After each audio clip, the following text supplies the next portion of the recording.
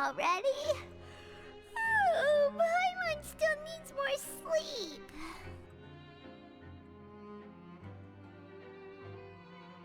Huh? Wait, look over there! Isn't that... It's one of Linny's cards! Let Paimon see what's written on it! Maybe you haven't heard, but today is the monthly free day. Everyone has the day off today, which makes it the perfect time to do some investigating. It's been a while since we last talked. Have you been making any progress lately? Let's meet at our usual spot in the factory area before lunchtime. I have new information. Ooh, today's our lucky day. We have the day off. From the sound of it, Lenny's been making progress with his investigation. Wonder what he's discovered. We still have some time before we meet up. Let's talk with the people here for a bit more before we go.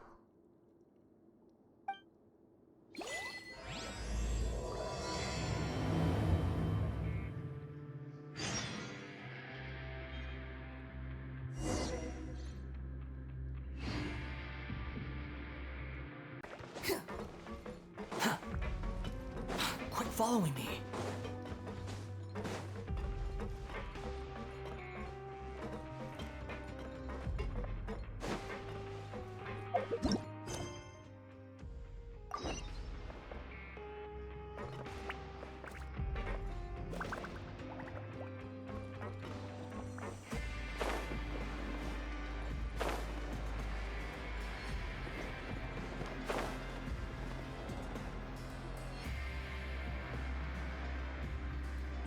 Look!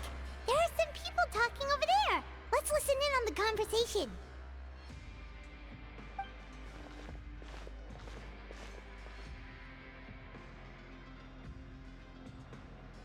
If you ask me, those pompous parasites on the surface act like they're all a bunch of aristocrats.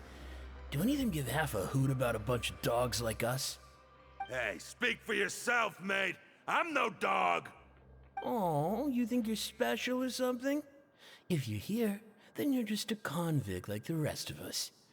I've heard that even if you're released after serving your sentence, going back to life on the surface ain't any better. Once a criminal, always a criminal. We're marked for life. I don't buy that. Hey, how cool would it be if the whole world was destroyed by a giant flood and everyone had to start over from nothing? What kind of filthy bilgewater are you spewing? I have family up there. You best shut your sewer hole with talk like that. Listen, things ain't so great on the surface, but who says that you have to leave? I've heard that you can still stay here and work even after you've served your sentence. Not bad if you ask me. Who wants to live in the ruddy overworld anyway? And what makes you think they'd want to hire someone like you? It's one of the great mysteries of the universe, how someone as useless as you is so confident. Whoa. Sounds like they're really unhappy about the overworld. Speaking of which, Paimon never heard anyone use the words overworld or underworld when we were living up there. Is it only something the inmates down here say? That's true.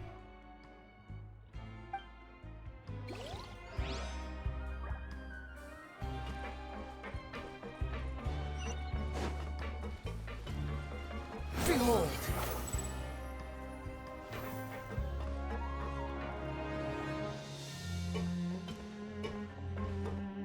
There's a group of people over there. Let's go listen in. So I said, that's not a faucet. Hey, who are you two? Why'd you come over all of a sudden? Oh, sorry for eavesdropping. Sounds like you were talking about something private. What's the matter? They're just looking to join in on our fun, that's all. Hey, don't pretend like it's okay for them to just interrupt us like that. Yeah, fine. You're lucky we don't mind extroverts that much. You hear that, Quisto? We're nice. Your expressions tell me you're looking to hear some juicy info, am I right? But before that, it just so happens that I know you two. Really? Are we that famous? You're kidding. How often does anyone get a personal tour led by His Grace himself? Practically everyone was talking about it. Word has it that you also caused quite the kerfuffle. A little mistake, huh? I like the way you put it. You see, people with a good attitude can join our group anytime, unlike some of the others here. Your group? I'm Quisto, and this is Lavaroon. People usually call us the Bombshell Bros, but don't worry, we're not playing with bombs or anything. It's just that our information is always so explosive, and we blow minds on the regular. So, you two really like to gossip? Whew, you sure know how to embellish. No, you don't get it. Knowing intelligence will make things better for you here. For example, knowing who's working with whom, who has the latest rumors, who's not getting along. Wouldn't you like to know all that? Whoa, all this info's worth something, you know? You should prove you're worthy of it. I don't mind him. Quisto's always this way. Just play nice and say something to massage his ego. The welfare meals. Talk about the welfare meals. Right! That meal we had yesterday was super delicious. Paimon can still taste it whenever she closes her eyes. Is that so? To tell you the truth, I've been helping out with making those welfare meals. I've been working as a kitchen assistant for about a month and a half now. Oh, so you're the one who made those delicious steaks. Amazing! You could be a professional chef. You are correct. I am a true professional. In fact, I even went to culinary school. But enough about that. Since you like my cooking, I guess that means we share similar tastes. Listen carefully. This little bombshell will help you learn what's really going on here in the fortress.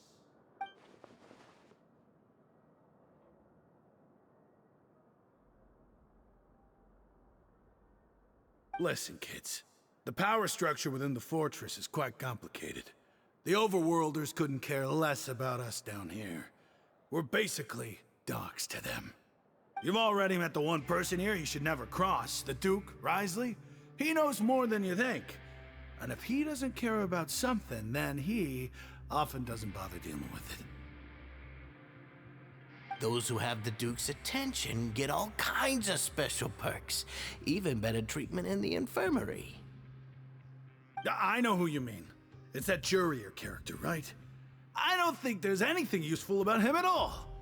Why does he visit the infirmary practically every day?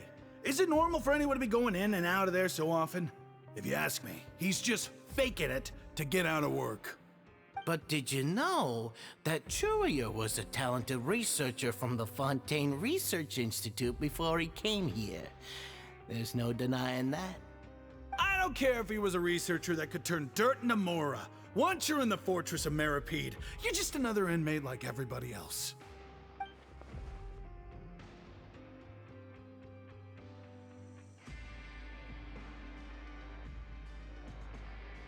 Speaking of which, the last time I saw him, he was passing by in the corridor with Lorvine. I also heard they started arguing in the library and got into a fight, right? Guess that's just how terrible of a guy he is. You mean he hit a woman? Wow, I never imagined he was that bad. But that Lorvine's also quite the odd one, you know? She's always gabbing away, got into a fight with a man, and she also got sent to the infirmary. Come to think of it, I always see her going to the sick bay every couple of days, too. Huh. Wait a second. You don't think? Do you think could it be that they're secretly meeting there to go on dates? But it's really hard to imagine. After all, I do remember seeing Lorvine beat Jurier to a pulp that one time. And we might be overthinking things.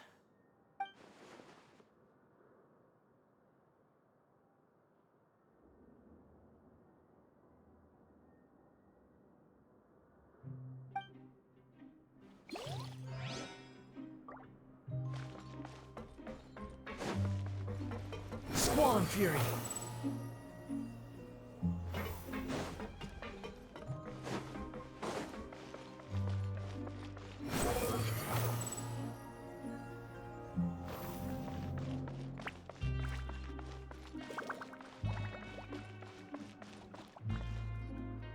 Hey, you over there? Yeah, you! Say, do you like playing card games? You know, like Genius Invocation TCG? You TCG players are like mint in the wild, literally sprouting up everywhere. Hey, come on now. What's wrong with finding fellow Invocation aficionados? Anyway, care to join me for a game? Alright. No pressure.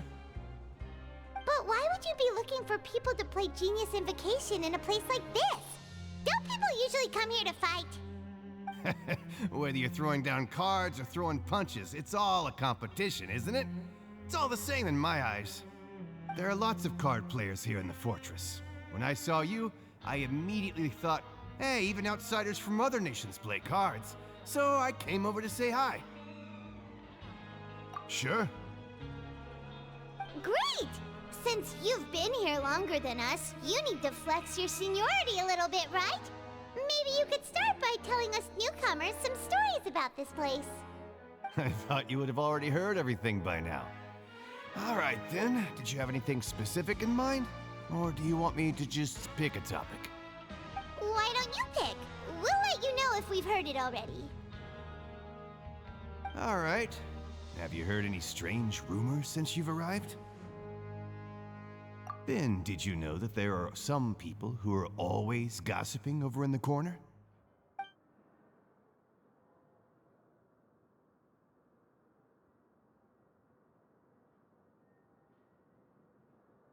There are two guys who are always skulking around in the corners of corridors gossiping. The bigger guy is Quisto, and the skinny one is Lavaroon. People call them the Bombshell Bros. I never really found their gossip very mind-blowing, and it's pretty much just the same stuff that I hear about when I'm at work every day. If you're interested, you can go talk with them. They tend to talk a lot of nonsense, but they aren't exactly bad. Good to know. Do you have anything else to tell us? Let me think. Sounds like you want to hear something a little more tantalizing. Oh, did you know that the Duke was also a convict in the fortress of Meripede before? Huh? Wait, are you serious? That's right. The Duke was an inmate just like you and me. Seems he was exiled here for committing some crime. Who knows how he ended up rising up to become the warden, though? To go from an ordinary inmate to becoming the manager of the whole place? I'm not gonna lie, I kinda respect that. A forbidden zone? Sounds like something that someone just made up. I've never heard of that. Where did you hear about it? It's just a rumor we've been hearing, but no worries if you've never heard of it. Do you have anything else you can tell us? Anything else? Not that I can think of, but I'll be sure to tell you anything interesting I hear next time. You'll have to play a game of Genius Invocation with me first, though. Okay, we've talked to just about everyone, and it's about time for us to go meet Linny. According to the card he left us, we should go meet him in the production zone. Too slow.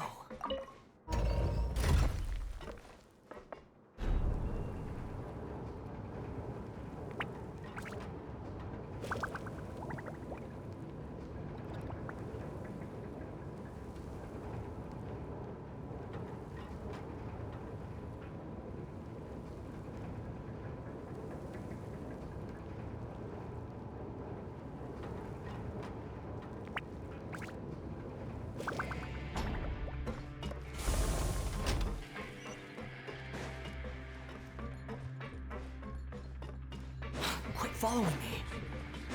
Behold!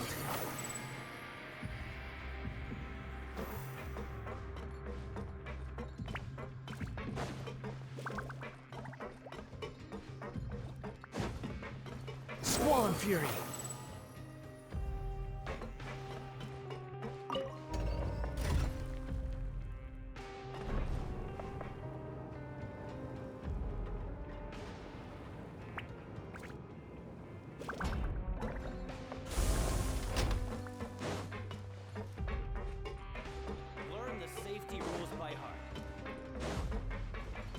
wind rises.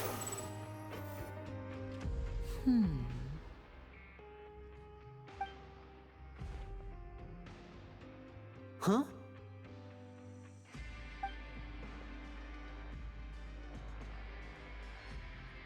That look in your eyes. You found something? Hey, this is no time to be modest. Just tell him we found a boatload of information. Oh, as expected of the legendary duo, you have my full and undivided attention. Huh. I'd have never guessed that myself. The rumors swirling about this place are unreliable after all, and Master Child probably went missing because he found a way out. He is a harbinger after all. I suppose he's much more resourceful than I initially gave him credit for. Unfortunately, this isn't enough for our final report to Father. We need to find out Master Child's exact whereabouts. Father told me that even though Master Child said he was just coming to Fontaine for a vacation, he actually had some personal reasons. His agenda might be linked to his disappearance. His escape route is already flooded, so we'll have to task someone with professional diving skills to chase after him. Well, when you put it that way, it's obvious that only Fremine would be up to the task. Bingo! Is he around? He's working today. Coming here as a group would have attracted too much attention. I'll talk to him about it later. It's the least I can do. We're all in this together, so it's only fair for us to fulfill our end of the bargain. Honestly, I'm far more impressed by you guys managing to collect all this information right under Risley's watchful eyes. Collecting information has always been our strong point. Now, let me think. To find out more information, Fremine will have to retrace Master Child's original route. And if he's to do that, he'll have to set out on the next pipe cleaning day at the earliest. That's 6 days from now. And after that, he'll probably take another 2 or 3 days to return. You can even estimate how long it'll take for him to get back? We've been working together for a long time. We know each other's capabilities like the backs of our hands. Traveler, what say you to meeting here 9 days from now? We'll be able to pick up Fremine while we're at it, too. Oh, and there's just one last thing we'd like your help with. Though we can just sit back and wait for Fremine's report on Master Child's whereabouts, we still need to make more progress on the investigation of the Forbidden Zone. Fremine's no master of disguise. Lynette's still working on getting intel from the other areas, and I'll need to spend some time helping Fremine prepare for his diving mission. So, you are the only ones we can count on. What do you want us to do? Will it be hard? Well, I won't call it easy per se, but I think you'll be able to pull it off. Listen carefully. You'll need to find an excuse to get into the infirmary and investigate the room and environs. You've mentioned several sketchy-looking people always meeting at the infirmary earlier, so it probably has something to do with the secret we're hoping to uncover. You've already met the head nurse, so she'll be less suspicious of you. Investigate the internal structure of the infirmary and any active dealings within, and pass those on to me alongside anything else you're able to discover. But also, there's no need to take risks. Don't forget, safety always comes first. My apologies, I just started rambling out of habit. It was almost as if I was talking to my younger brother. But that's not a bad thing, right? All right, then we'll head out as soon as we finish our prep. Let's go our separate ways for now, then. Don't forget, we meet here again in 9 days. Stay safe.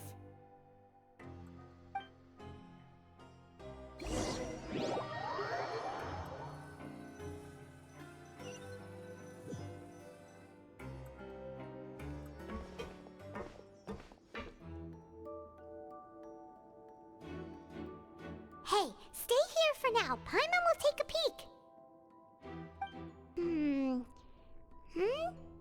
There seem to be several people inside.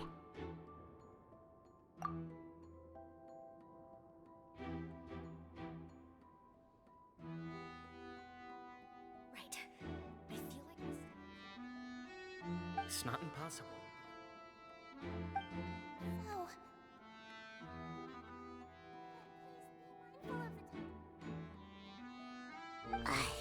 It's a bit hard to understand them from here, so why don't we just try to talk to them in person?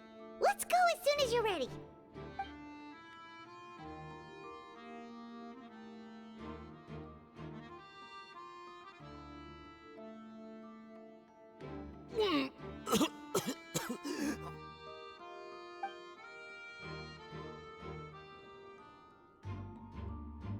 Someone! Please help! He's sick!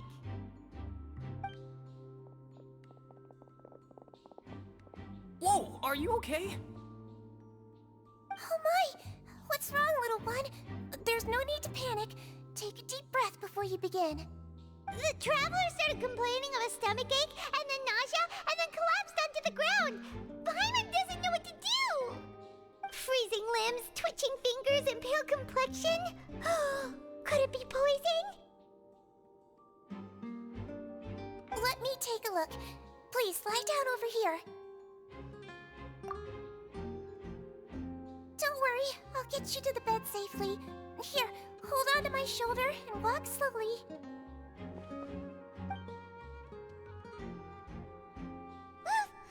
You can do it, Traveler!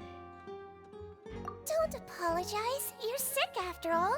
Now, please relax. I'm just going to do a preliminary checkup on you.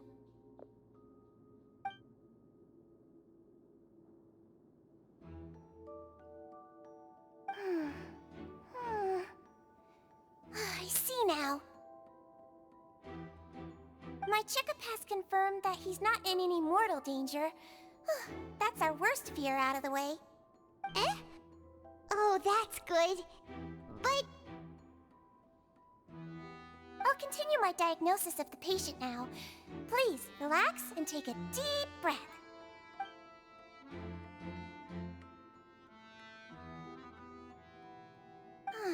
Don't sense serious damage to your organs either. Does it hurt when I press here? And here? Huh? But based on my initial checkup, there shouldn't be a problem here. How strange.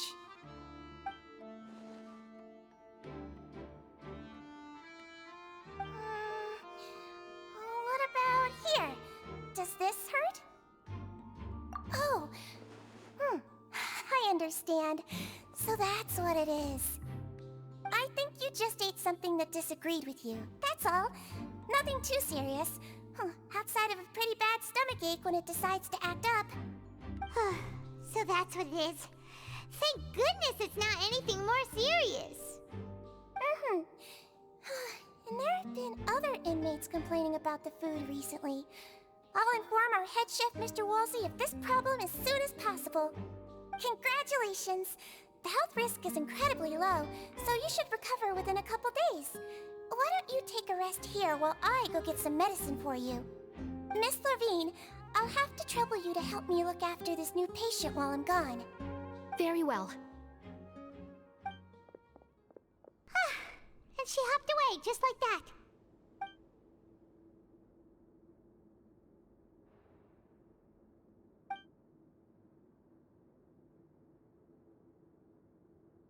Hello. So how are you feeling now?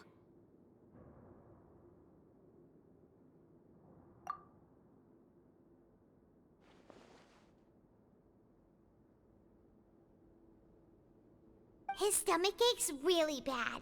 He was stumbling about the whole way here, so Paimon's really worried. If Miss Sijuin says it's not a serious problem, then there's no need to worry. She's the best medic we've got down here. But it also looks like she's the only medic you've got down here. Well, that's true. What do you mean, that's true? That's really misrepresenting the situation. Of course I can't speak for the whole fortress, but it's not like everyone imprisoned here is useless, you know? Though they may have committed crimes and gotten locked up here as a result, they still know a thing or two about medicine, and they help Miss Sishuing take care of the sick and injured. Yeah, you're right. But did you have to lecture me about it in front of another patient? Aren't you a patient too? Where did all your energy come from? That's correct. Sorry, I got a bit ahead of myself. Are you two also sick? We've been sick a while. I come back every once in a while for checkups, and to pick up the medicines Miss Siegewien prescribes for us. That's just the nature of chronic illnesses. As for her... you could say she fancies herself as Miss Siegewien's capable helper because she learned a bit of medical knowledge ages ago. Please watch your mouth, Mr. Jurier. Don't forget that you are the primary reason I have frequent heart palpitations. Hey, don't start arguing now! Please, keep it civil at least!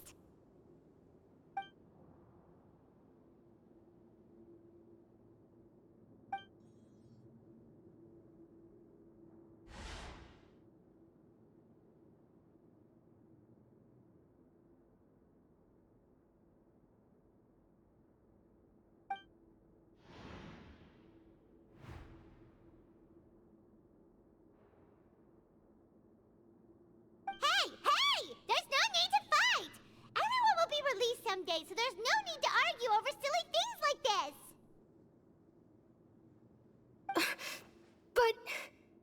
But... Release. It's way too early for us to even think about that. And who the heck knows if we'd even be able to continue our previous lives?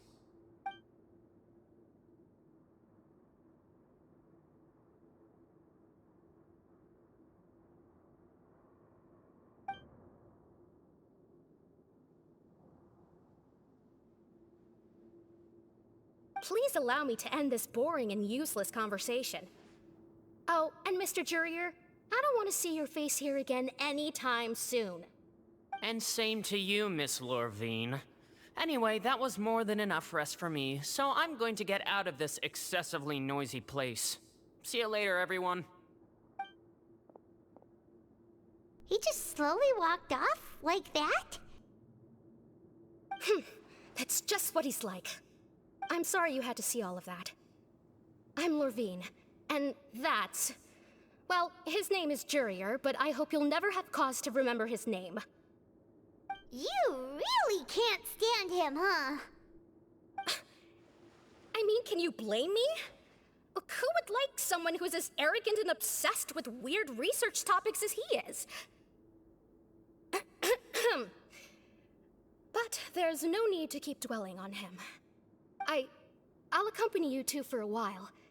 Miss Siegewien should be back soon, and I'm sure you'll feel better as soon as you've had some of her medicine. No, it's nothing. I'm back!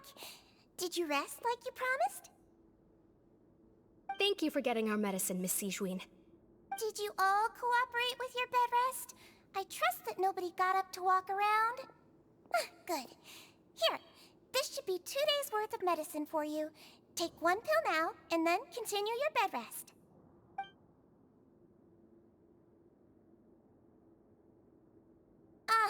Miss Lorvine, I left in a bit of a hurry just now. Do you still remember if we discussed the color of the pill that you should be taking today? I remember. You said it should be yellow.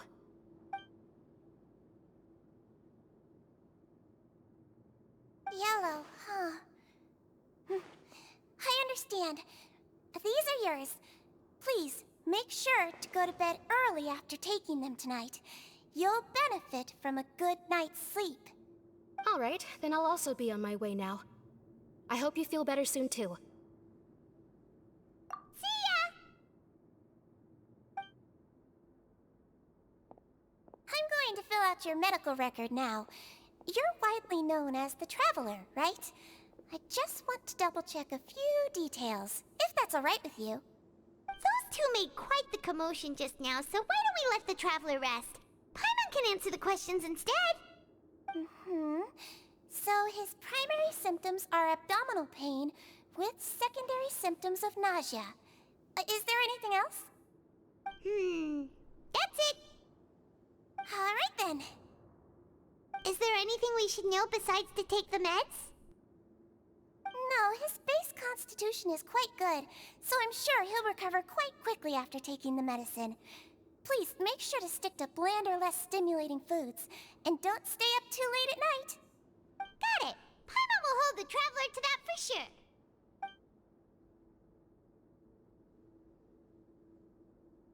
Oh, you're going to take a nap already?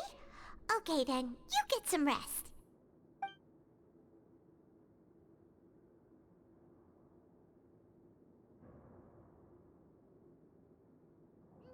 We've been to lots of places together. He may look a bit under the weather now, but he's actually super strong. So you're the best of companions. Well, don't worry. He'll recover soon.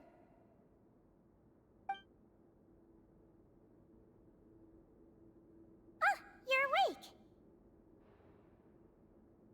How do you feel? You slept for a really long time, but we never left.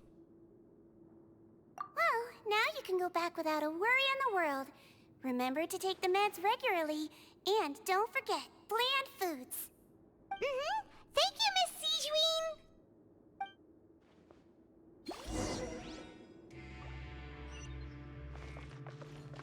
Squall Fury!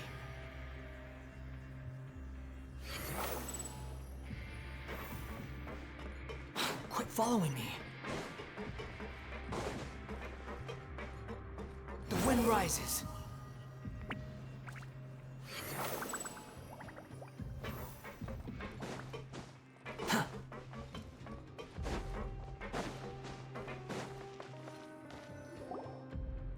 You really are something. To be able to fall asleep like that and even sleep talk the entire time, you scared Paimon half to death!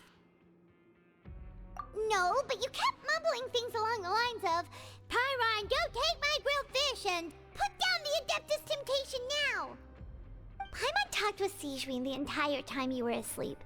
She seems like she's just a sincere nurse, and Paimon didn't notice anything unusual in the room. Are you sure we're not going off track with the infirmary?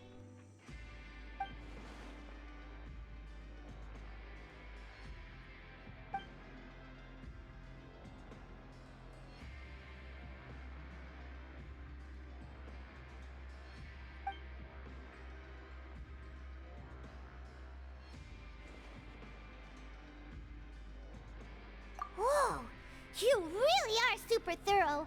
All those tiny little suspicious things that Paimon didn't even pick up on! We've gotta give the info to Linny!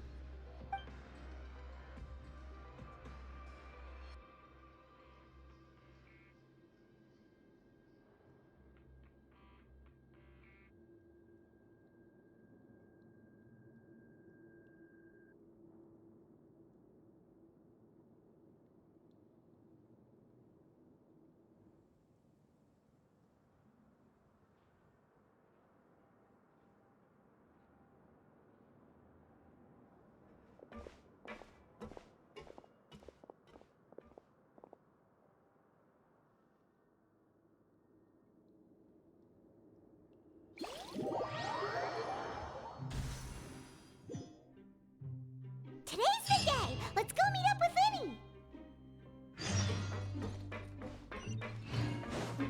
Squall Fury!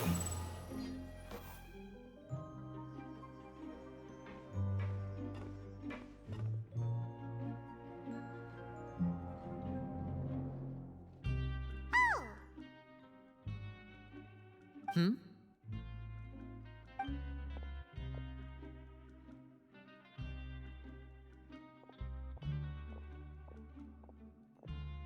Did you two run into any trouble over the past few days? No, we just worked our shifts according to the schedule. Nothing weird happened. That's good. That means you didn't raise any suspicions when you infiltrated the infirmary. We've taken a look at the slip you've sent. Fremine successfully left the grounds via the pipes 2 days ago, and as of last night, Lynette has also infiltrated the infirmary after faking an illness. Wait, why is she getting involved as well? You already went above and beyond when you scoped out the infirmary.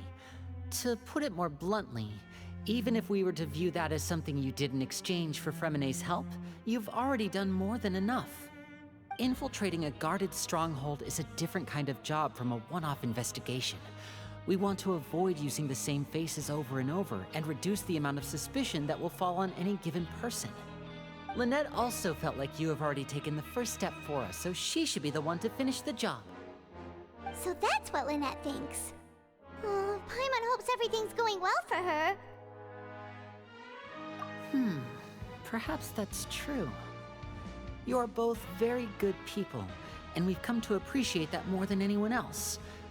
Unfortunately, there's still one thing that could get between us, lest you've forgotten. The matter of our respective loyalties. You've mentioned before that you've had some run-ins with the Fatui. I can understand that feeling, so I assume you're just helping us out of the kindness of your hearts? Well, everyone could use some more friends. We'll be counting on you to help us in the future, too. Since I see you as friends, then it's even more important for us to protect you from any peril. Fremine and Lynette feel the same way. Glad to hear it. Then, let's go check on Lynette before Fremine returns. If everything went well, then she should be wrapping up her investigation right about now. Is now really a good time to go over? According to my observations, Sigewinne always spends around half an hour away from the infirmary right before lunch. Lynette knows this as well, so this should be a good time to meet up with her. Also, I'm her brother, remember? It's only natural for an older brother to care about his younger sister's well-being. Okay, then let's head over right away.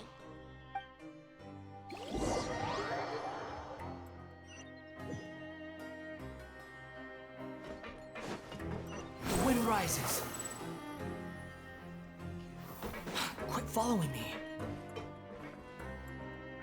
Lynette should be here right now. Huh. Strange. Lynette? As expected, Sigewinne isn't here, but why isn't Lynette here? No, Lynette rarely deviates from the plan. We agreed that if she were to make changes on the fly, she'd find a way to let me know. Unless... Let's see if there are any clues around here. We can look while we wait for her. Who knows? Maybe she'll be back soon. Okay.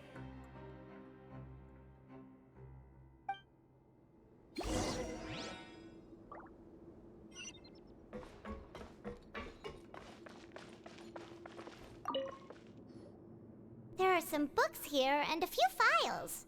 They all look like medical records. Advanced nursing, how to raise the spirit of your patients, a quick guide to the psychology of emotions, and the meaning of laughter. These sure are some interesting books. Who knew Sigewinne would be interested in these kinds of things? She even has books on understanding people's motivations and feelings. Is it because she's a Melusine? Or does she have a need to understand her patient's emotional state? Seems quite normal to me. These are skills that would come in handy for a nurse from time to time.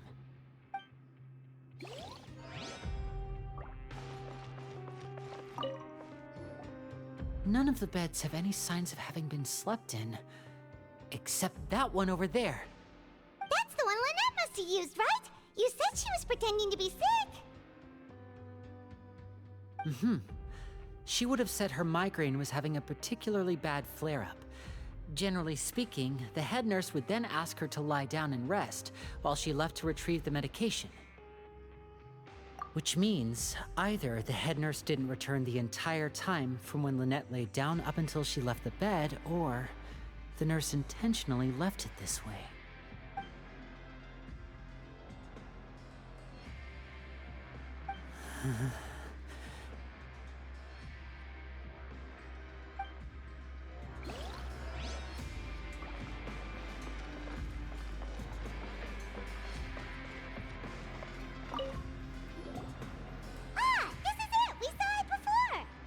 Wait, this thing? It doesn't look like it's been disguised that well.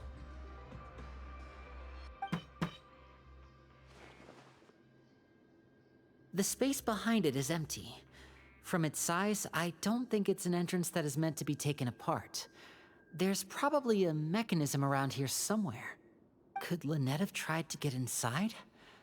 But if that's the case, she would have contacted me for sure.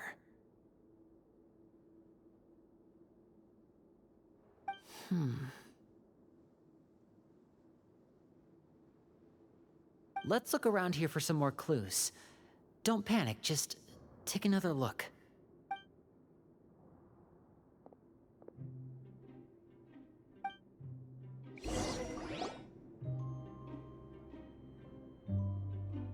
Hey, you guys, there's a slip of paper over here!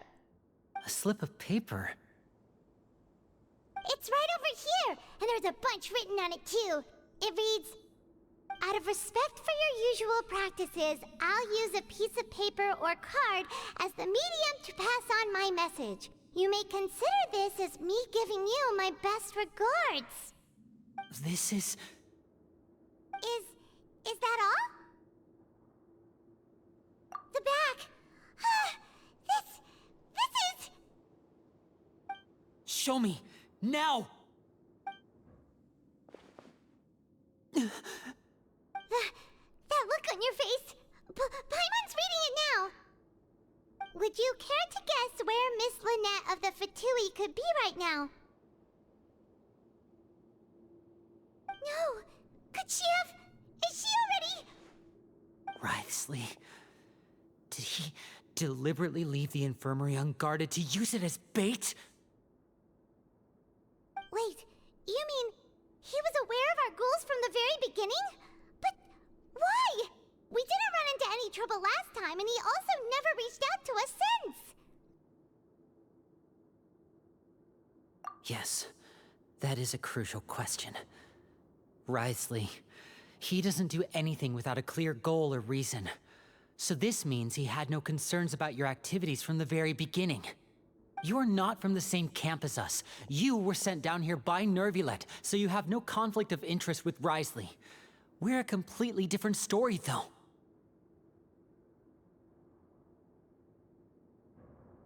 I'd like to know that, too. Why did he only go after her?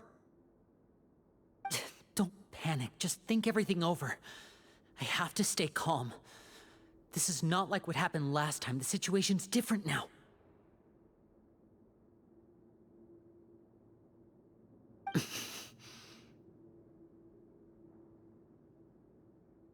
Wait, you're right.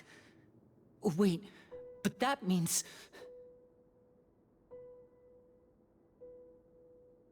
The fact that Fremine was able to leave the grounds, could Wriothesley have let him go as well? But what does he gain by letting Fremine leave like that?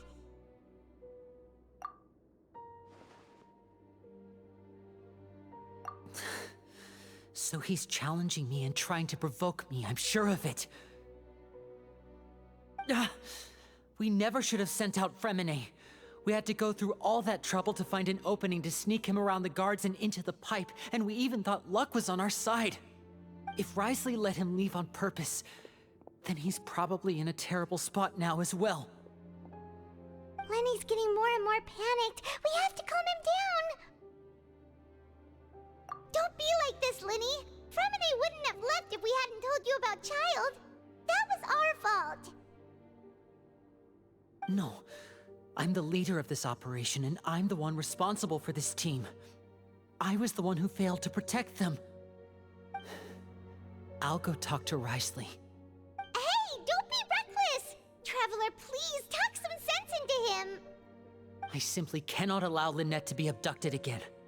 I have to go. I'll find a way to get them back! He's rushed out the door! After him!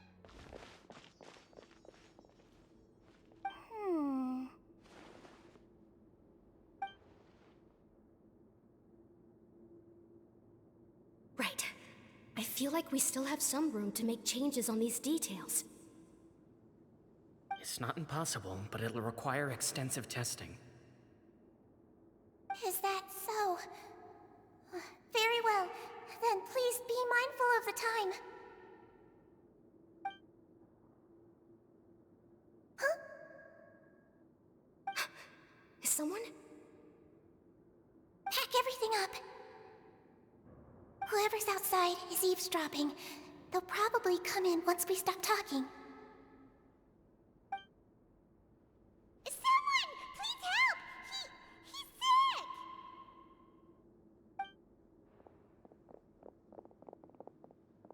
Whoa, are you okay? These two. As expected, they've already found this place. Oh, they are quite sharp. What a delightful turn of events. I like smart people, but I also like playing dumb. I like the feeling of being trusted. Oh my! What's wrong, little one? There's no need to panic. Take a deep breath before you begin. Being able to read human expressions is quite the useful skill. Wait! Wait! It's no use, we have to catch up to him!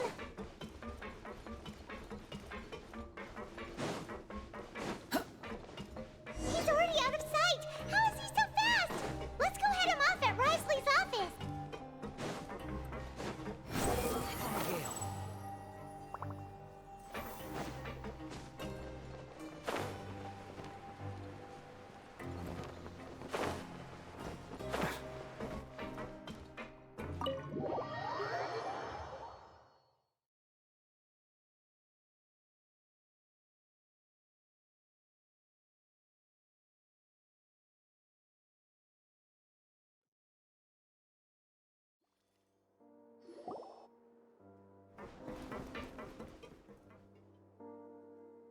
Come out and face me, Risley!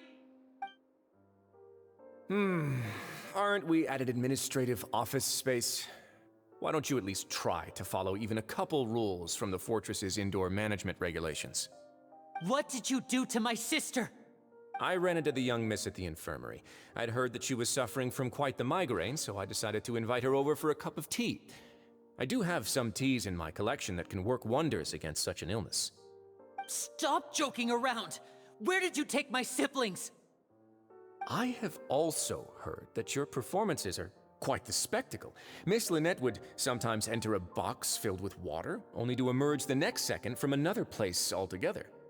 Maybe she'll appear behind you right now if you were to turn your head. Is he trying to trick me into turning my head? No, he's probably not looking to attack me right now. All of the hostages are in his hands, and he's even in the mood for small talk. That means Lynette is probably still alive. You knew we were investigating the infirmary from the start, so you deliberately aroused the Traveler's suspicions and baited us into continuing our investigation, just so that you'd be able to kidnap Lynette. As for Fremine, no, you probably didn't even interfere with Child's escape. You let him go, so you could purge the Fatui members that we had planted into your ranks. There was no need to do so. The Fortress of Meripede is a pretty pleasant place. Most people enjoy their lives here. The only ones who act differently are those with personal agendas. It was quite easy to identify your colleagues. You removed our original members and spread the news of Child's escape so Father would assign our team to come down and investigate. Fremine has also fallen into your hands, right? If you're oh so omnipotent and so in control, why would you need hostages? One correction. Lynette is in my hands right now, but Fremine is not. He's not? What do you really want?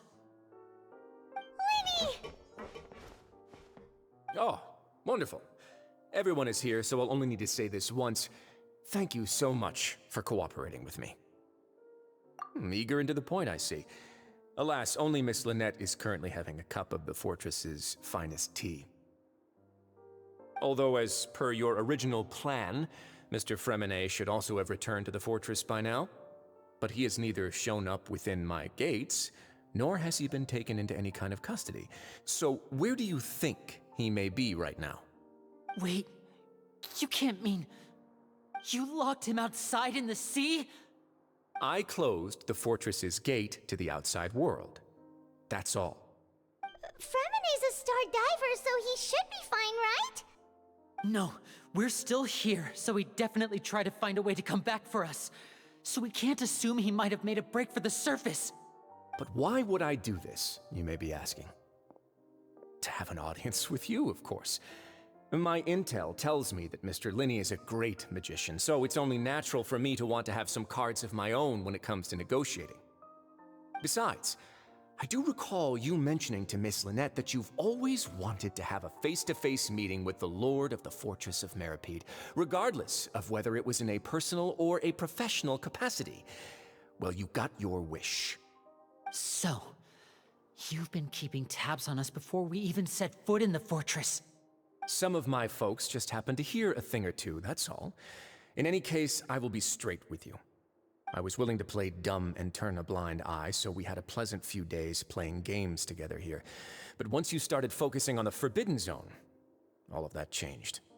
Mr. Linney, the cards are stacked against you right now. Miss Lynette is in my hands, and Mr. Fremenet is still slowly being pickled out there in the brine. You know just as well as I that he cannot last out there forever. You need do but one thing to guarantee their safety. I would like you to contact your superior, and ideally invite her over for a cup of tea with me. You want to see Father? But why should she bother giving you an audience? Well, if she cares for the well-being of her dearest children, she should have plenty of motivation to join me for a parents' evening. I've heard that the bonds between the members of the House of the Hearth are like the bonds of family. I don't see why she would refuse. Why did you think Father sent us to handle the Fortress of Meripede? This place is basically a no-man's land. It wouldn't be fitting for anyone as important as a harbinger like Father to come here in person. Oh, I see. So it's because she doesn't care for my place here. That's such a shame. After all, I've amassed quite the tea collection. I was looking forward to sharing it with her. Both Monsieur Neuvillette and Lady Farina have already received many samples as gifts. Was this the extent of your master plan to get to Father? No matter how much pressure you may put on me, I won't allow you to use us to blackmail her. You people really are difficult to get along with. All I'm asking for is a face-to-face conversation. Does she truly have no interest in the fortress's secret? Mr. Linney, you have one last chance to invite your father here. If you refuse... Linny!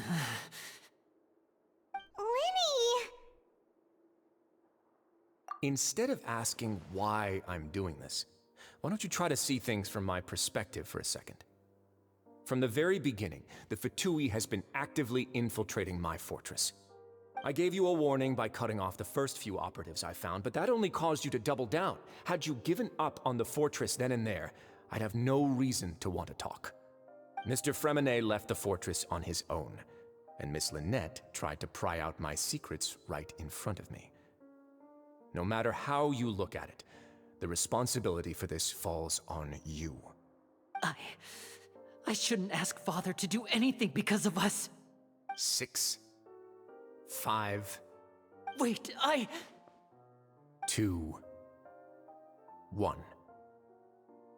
Time's up. It really is a shame, Mr. Linney.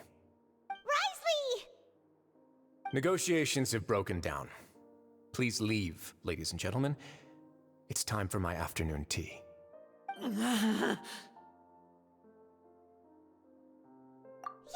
listen to the Traveler. If you can't talk to Linny, can you at least talk to us? You do realize that I'm only letting you go because of Neuvillette, yes?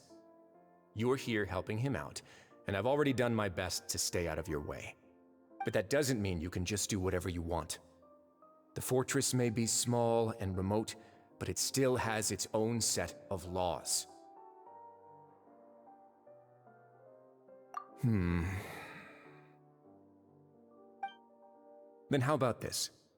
Those who are capable deserve respect. You've spent quite some time investigating my home turf by now, so why don't you tell me a thing or two about what you found, I'll ask you 3 questions. Answer all of them correctly, and I'll agree to your request. Question 1.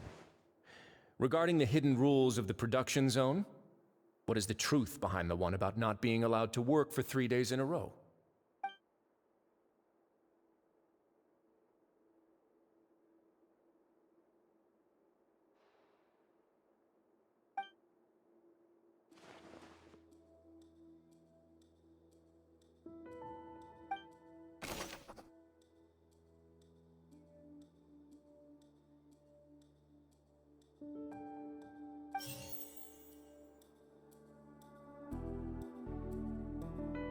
I've been told that the infirmary is always empty for the half hour just before lunch. But what could Sijuin be doing during that time? The Fanta promoter has been struggling because he doesn't recognize the real value of coupons.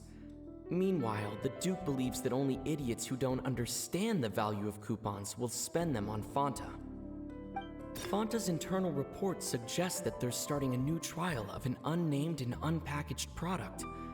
But the product has to undergo a trial because even Fanta's own employees have a lot of reservations about it. The research notes said that the Melusine race perceives the world very differently from humans. As a result, the Melusines have also developed a sense of aesthetics that appears rather strange and alien to humans. According to Collins, the Pancration tournament only took place because the Fanta company sponsored it. The company must want a return on their investment as well.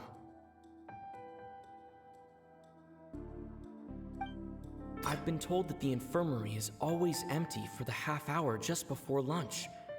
But what could Sijuin be doing during that time? The Fanta promoter has been struggling because he doesn't recognize the real value of coupons.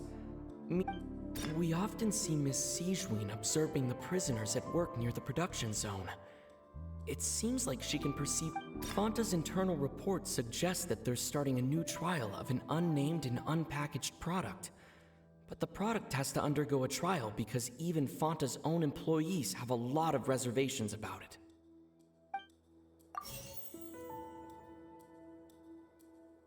The Fanta promoter has been struggling because he doesn't recognize the... According to Collins, the Pancration tournament only took place because the Fanta company sponsored it. The company must want a return on their investment as well. The research notes said that the Melusine race perceives the world... The Fanta promoter has been struggling because he doesn't recognize the real value of coupons. Meanwhile, the Duke believes that only idiots who don't understand the value of coupons will spend them on Fanta.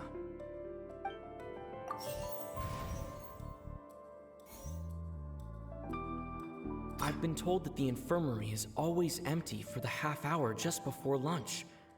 But what could Sijuin be doing during that time?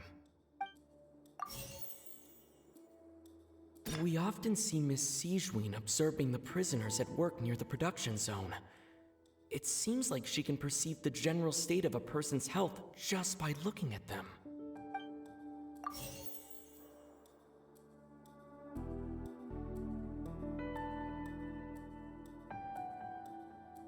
Fanta's internal report suggests that they're starting a new trial of an unnamed and unpackaged product.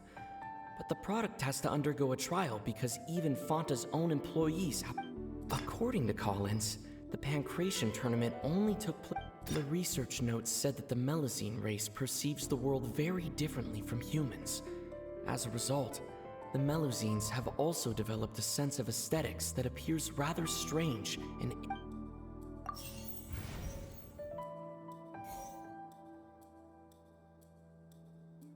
The Fanta promoter has been struggling because he doesn't recognize the real value of coupons. Meanwhile, the Duke believes that only idiots... We often see Miss Sijuin observing the prisoner. Fanta's internal report suggests...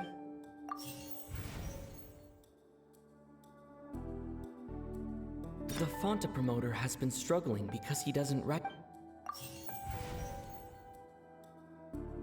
I've been told that the infirmary is always...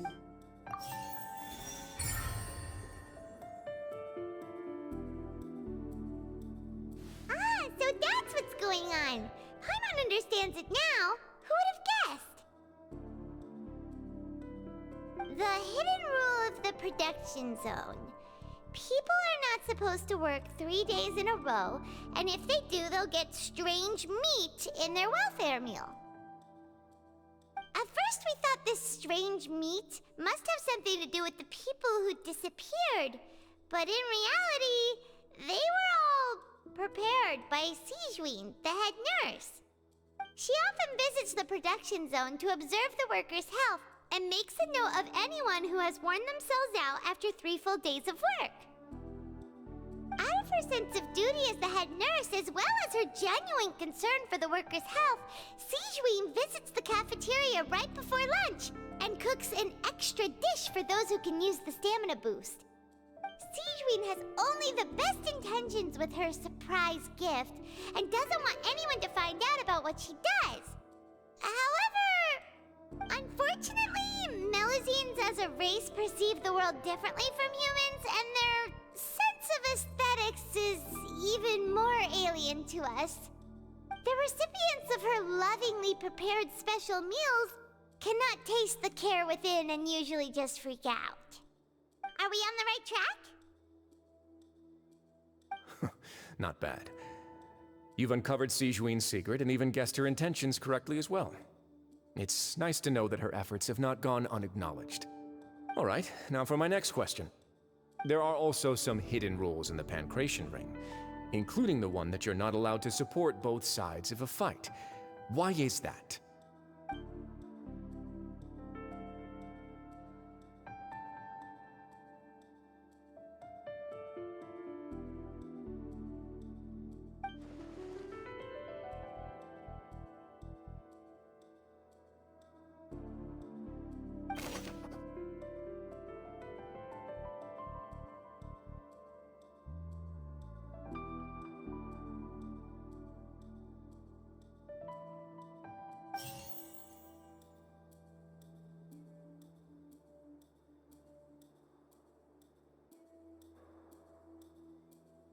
The research notes said that the Melusine race Fanta's internal report suggests that they're starting a new trial of an unnamed and unpackaged product.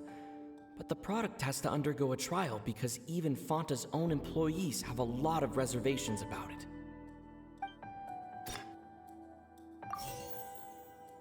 The Fanta promoter has been struggling because he doesn't recognize the real value of coupons.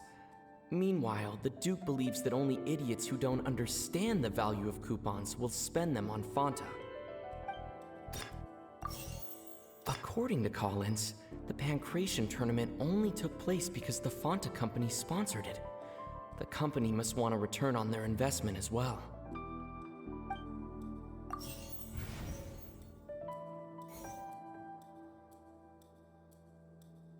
We often see Miss Sigewinne observing the prisoners at work near the production zone. I've been told that the infirmary is always empty for the half hour just before lunch.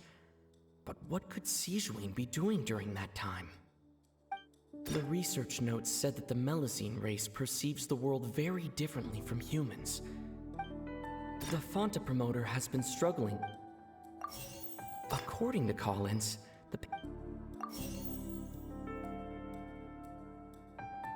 we often see Miss Sigewinne.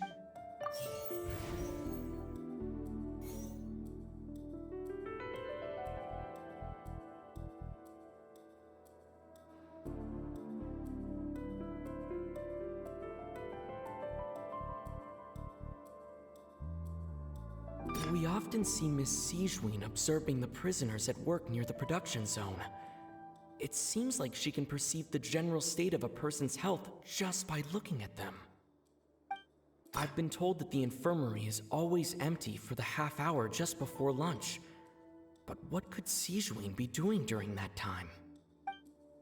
According to Collins, the Pancration tournament only took place because the Fanta company sponsored it. The company must want a return on their investment as well.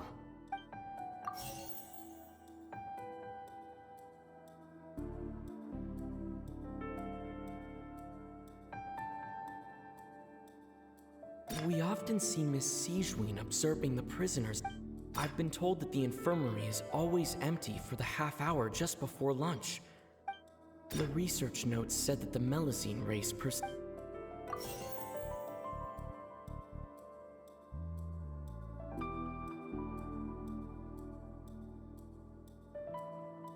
Fanta's internal report suggests that they're starting a new trial of an unnamed and unpackaged product. But the product has to undergo a trial because even Fanta's own employees have a lot of reservations about it.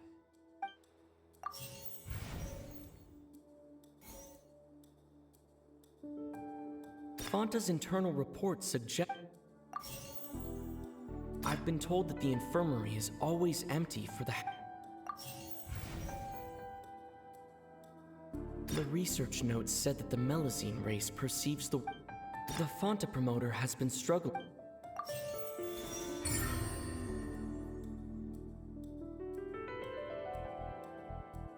Paimon gets this rule too now, so there really was nothing to be afraid of. That hidden rule of the Pancration Ring is about how, people are not supposed to bet on both boxers at the same time. And if they do, they'll receive a package containing a strange, blood-colored liquid. People get scared when they see it because they've subconsciously begun to associate it with the missing boxer. But really, it's just a bottle of the latest yet-to-be-named and packaged new Fonta trial product. A blood-red drink. It's no wonder even Fonta's own staff were questioning the company's decision-making. The company, facing backlash from its own staff, decided to try to trial the product on a smaller scale to see how it might be received by customers.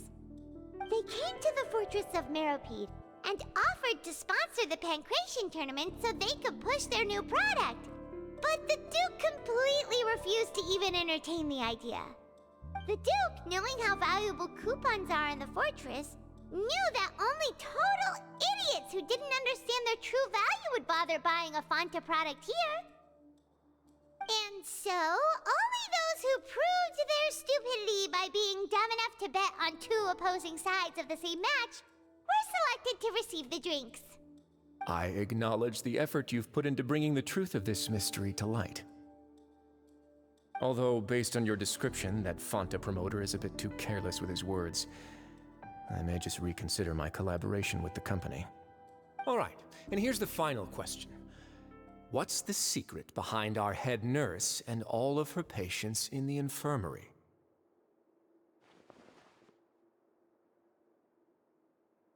Stop your cruel and pointless games, Risley! You know that we haven't finished our investigation, so there's no way we can answer the last question. The thought of sparing Lynette and Fremine never even crossed your mind. You'll pay for this! Ah! Lenny, are you alright? Oh, close one. I owe you, Sigewinne. That was a fantastic shot. It was nothing, Your Grace. Sigewinne? Though this gun may look like a toy, it's actually fully functional, as I just demonstrated. Sigewinne... You... Not at all. I am merely a resident of the fortress, and thus protecting it is my duty. When Monsieur Nervilette asked me to come here, he told me that my job would be to take care of the well-being of everyone here. I am merely discharging my duties. But if you mean what you just said, then isn't Linny someone you should be looking after as well? Isn't he a resident here just like the rest of us?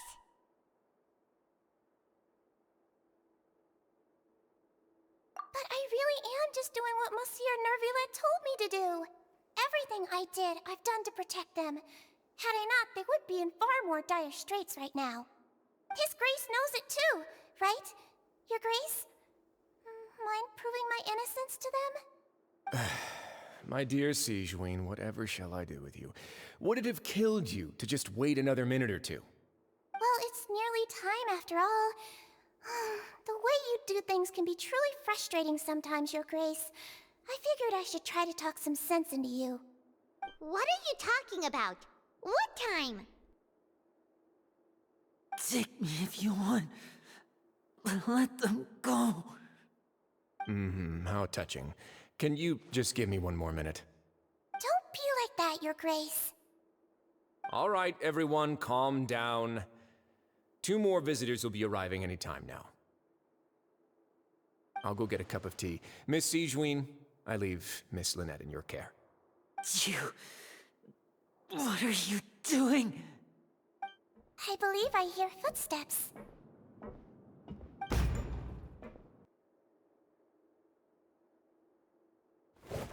Some space, please. Ah, Miss Clarande. my door. Fremine! Fremine!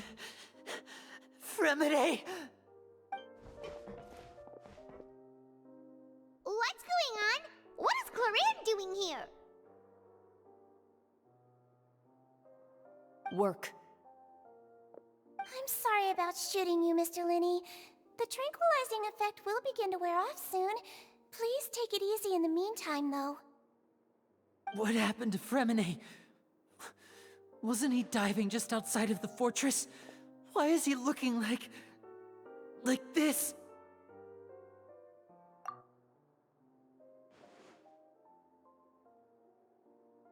A flushed face, an accelerated pulse.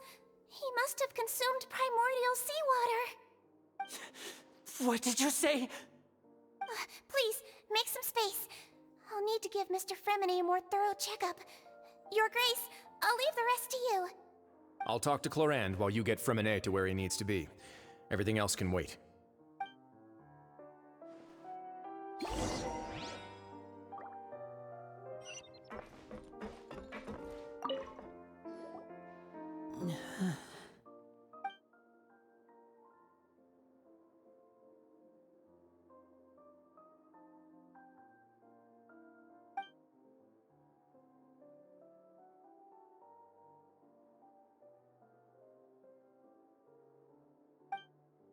How is he? These symptoms are probably caused by an acute ingestion of a large amount of primordial seawater. Still, his condition is not critical. Of course, it would be best if he stayed for further observation. Let's leave him here for now, and move him to the infirmary once he's recovered a bit more. Sorry. I am aware that the infirmary may not be your favorite place in the world at the moment. We do only have a single clinic in the fortress, however. Why would he ingest a large amount of primordial seawater after leaving the fortress? How could that possibly happen? Please, look after Mr. Fremine for the moment. I'll go fetch some medicine and a respirator. Oh, I'll bring Miss Lynette back with me. Where is she? How is she right now? Oh, she just took a nap in an empty room after I tranquilized her. If my calculations are correct, she should also be waking up right around now. You might not believe me, but His Grace and I actually made some snacks and tea for her.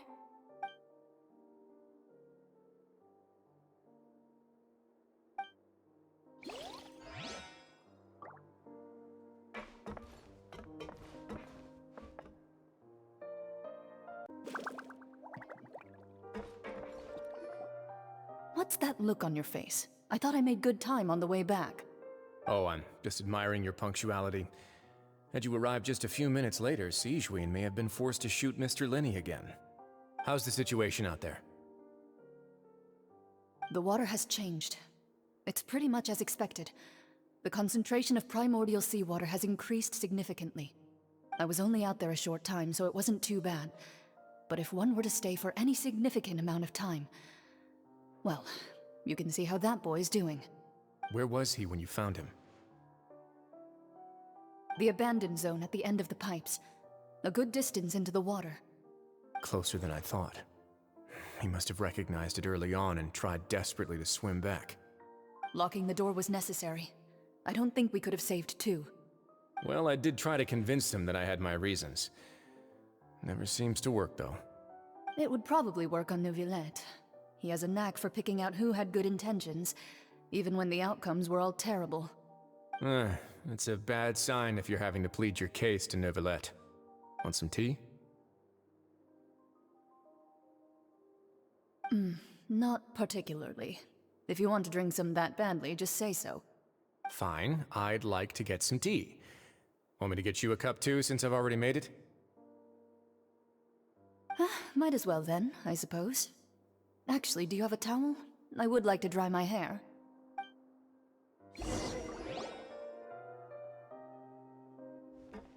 Linny, are you okay?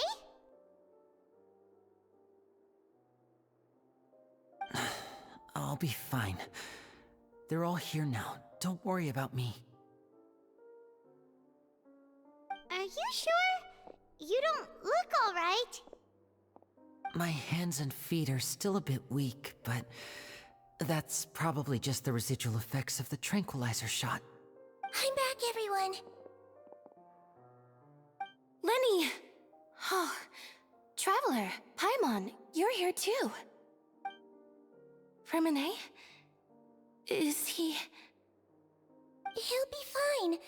But for now, please help me lift him up.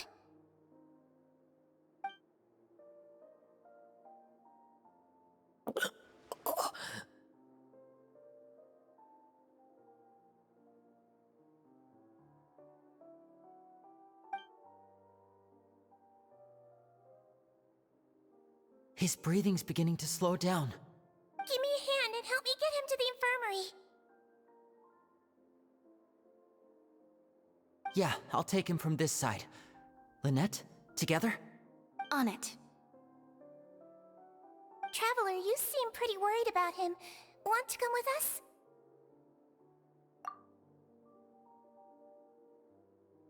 The Duke and Clarande are gone.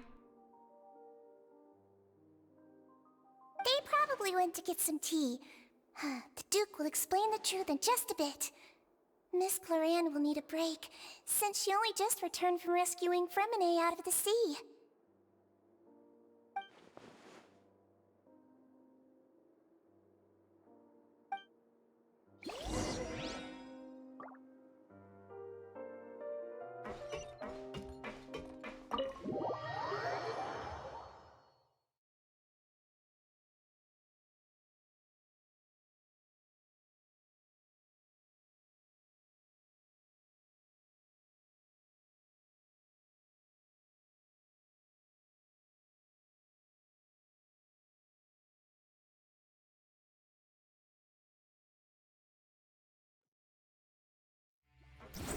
Behold!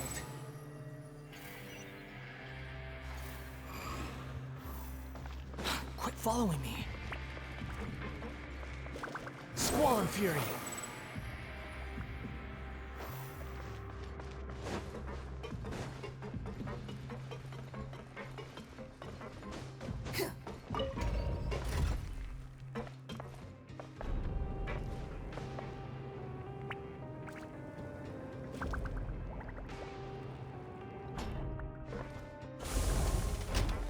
The wind rises.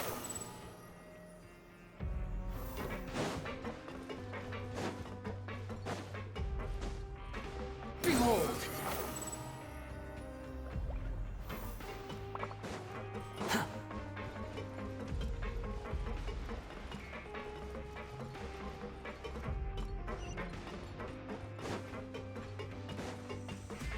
Squall and Fury!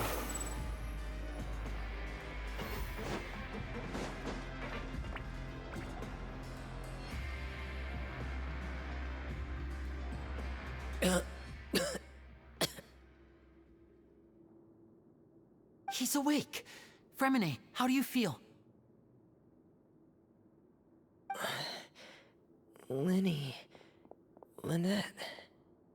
We're all here.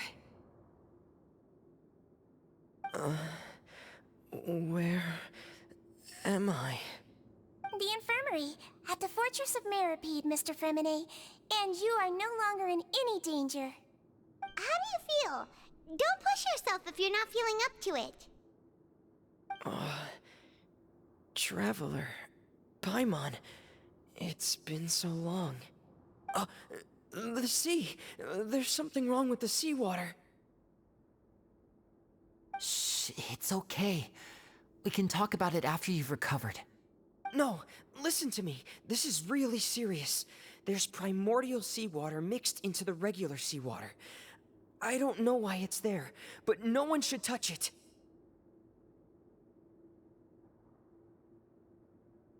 Pipes... Right, the pipes. It's all coming back to me now.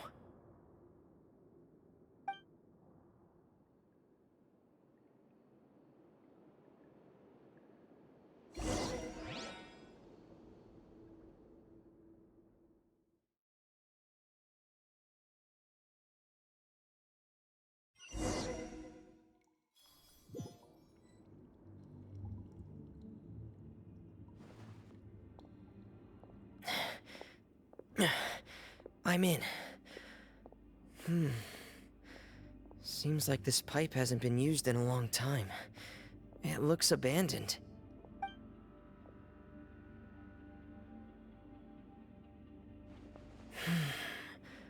Where could Master Child be?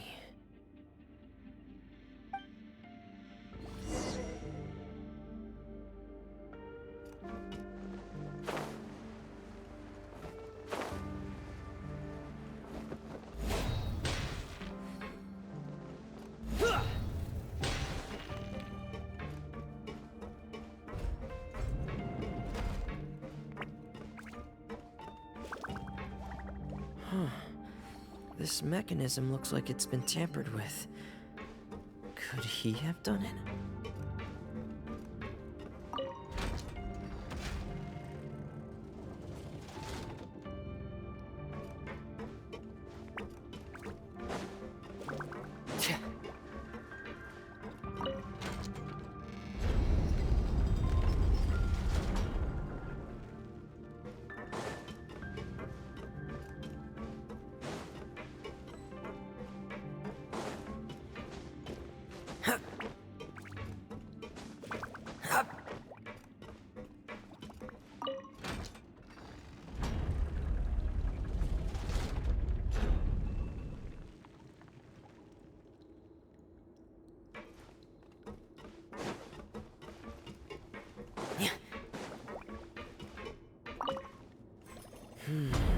It's getting stuck on something.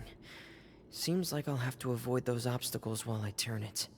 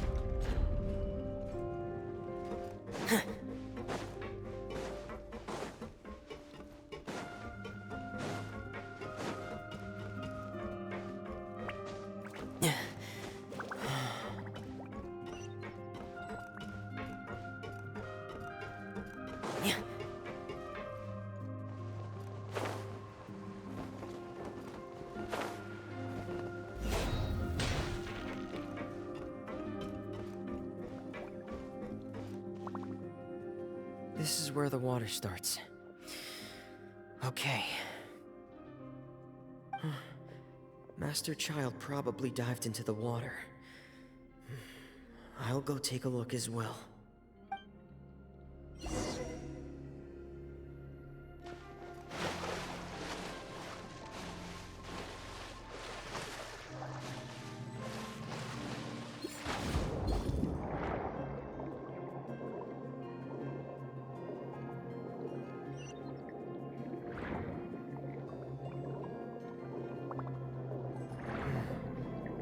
Vegetation here is a bit more sparse. These traces aren't natural. A person must have left them, and recently. I should be going in the right direction. There are traces here too. I need to keep going. The traces are gone.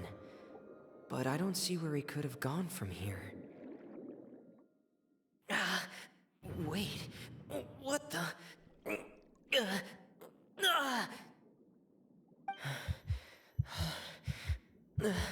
My heart is racing, and it's getting harder and harder to breathe. What's going on?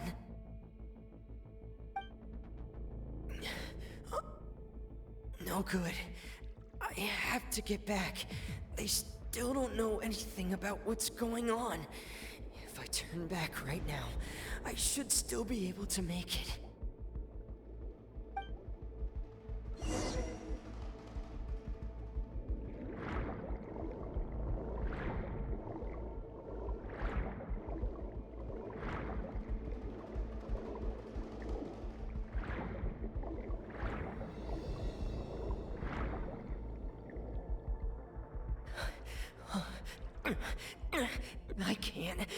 die here.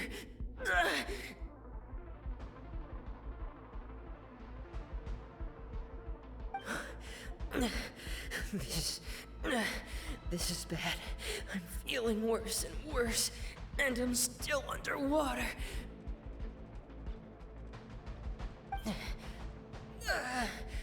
I have to push on.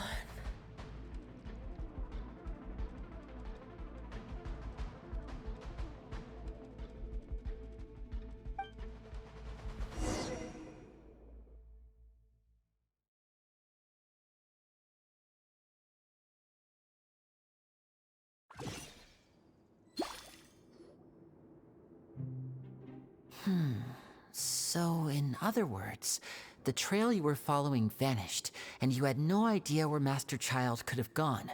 But there was also no obvious place for him to have disappeared to.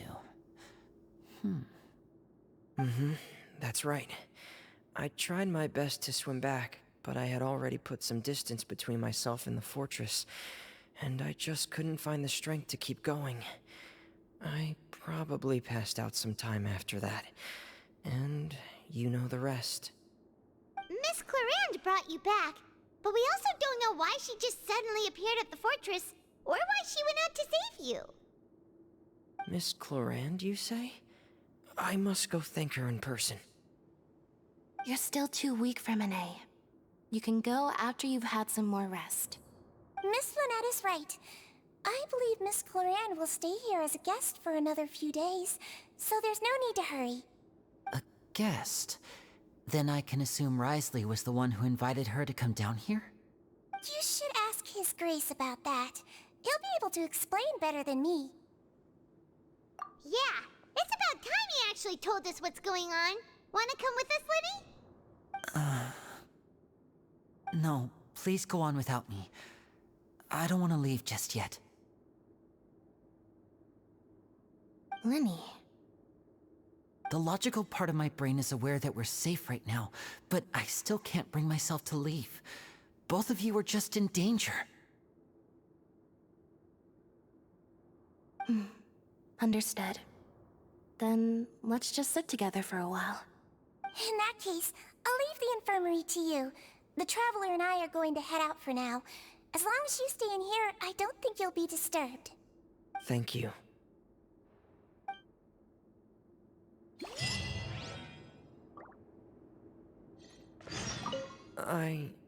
I'm so sorry, Lenny. I'm also really sorry, Lenny. I should have been more careful. Don't say that. It was all my fault. I was the one who should have been more careful. You two were nearly... If I was stronger, maybe I would have already found Master Child. No, how can you say that? Huh? I'm sorry. What I'm hearing is, we all dropped the ball at some point during the mission, so the responsibility falls on all of us. Isn't that right? Yeah, that's right. It's on all of us. Lenny, we understand that you're worried about us, but we're worried about you as well. Please don't blame yourself. We want you to keep your spirits up. Yeah.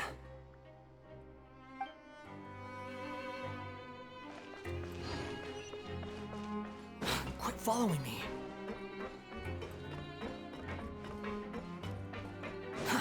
Too slow. Quit following me.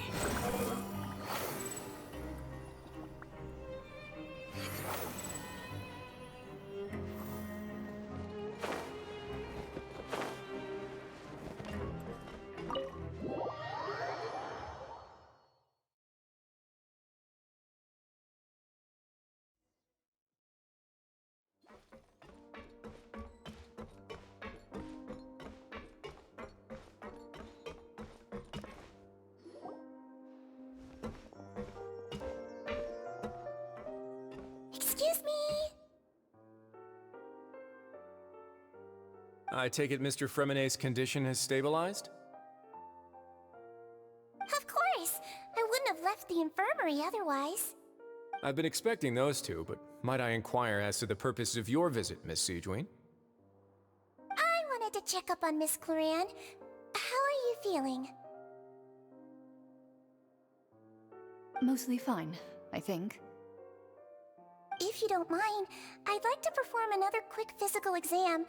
It'll just take a few minutes. All right.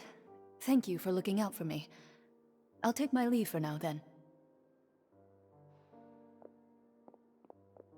Well, want to explain yourself, Risley? Of course, but I'm not partial to the word choice of explain. How about enlighten? Where should I begin? How about you start by asking me any questions you have? You can start with whichever one you'd like to get answered the most. Then Paimon will begin. Did you know about Lenny's goals from the very beginning? No. I just knew they were Fatui operatives sent to the fortress by the Knave. As for their specific goals, I only figured those out as you made progress on your investigation. You managed to monitor and stay ahead of them even though you didn't know what they were trying to do? They came here with ulterior motives. I'm quite adept at discerning what that kind of behavior signals. Initially, I thought their goal was just to investigate Child's disappearance. Linny suggested that I had deliberately let him escape, but in truth, I didn't really do anything special to help or hinder him while he was here. Everything he did, from finding helpers to leaving this place, he did on his own. Of course, it's inevitable that the Knave would make a big deal out of her fellow Harbinger's unexplained disappearance. I'm also quite curious about where that Harbinger went, so I figured I might as well let the Fatui do their own investigative work. All I care about is the answer. So you were hoping Lenny's group would just do your work for you! You make it sound like that's a bad thing. Unfortunately, things didn't go as planned. I assume that Fremine has told you already, the ratio of primordial seawater around the fortress of Meripede is on the rise. The Forbidden Zone has always been Linny's target, and you got roped into that investigation after running into him. I began to intervene out of concern for your safety, and also to prevent the fortress from becoming entangled in more irksome matters. Are the rumors true? That you're also a former criminal? Now, why would you put it like that? Isn't staying here all day and serving as the manager of the fortress a kind of sentence unto itself? Another form of prison? I just happen to have some support from the rest of the inmates. That's all. Oh, right! Paimon wanted to ask, who invited Cloran down here? Me, of course. I paid her good mora to come down to the fortress for some field work. As a champion duelist, Miss Cloran could be considered to be an independent party. I needed to find an exceptionally capable person to help me get through the impending crisis. And saving Fremine was part of that crisis? You can think of it like that, yes. Credit where credit is due, that boy is quite adept at diving. Had conditions not been as hostile as they were, he probably would have found the missing Harbinger already. That's not something you should be asking after. Neuvillette only asked you to investigate Child's whereabouts. All I need to prove to you is that the Forbidden Zone had nothing to do with the Harbinger's disappearance. That should be clear now that you've spoken to Fremine. But we've already uncovered that there's something wrong with the infirmary, and we've answered a bunch of questions that you threw at us. Isn't it about time that you answer our last question in return? You make a compelling case. Do you really want to know the answer that badly? Yeah, Paimon really wants to know. Even if the truth may not be pleasant? Follow me.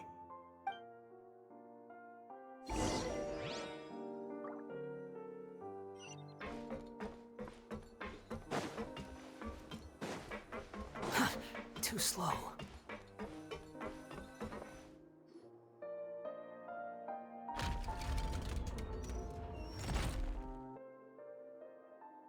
There's a hidden door here?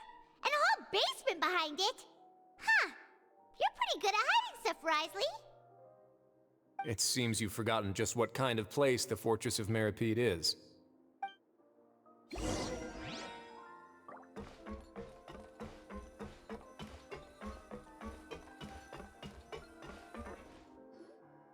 stand on the central plate. Wait, is there a secret mechanism or... Whoa!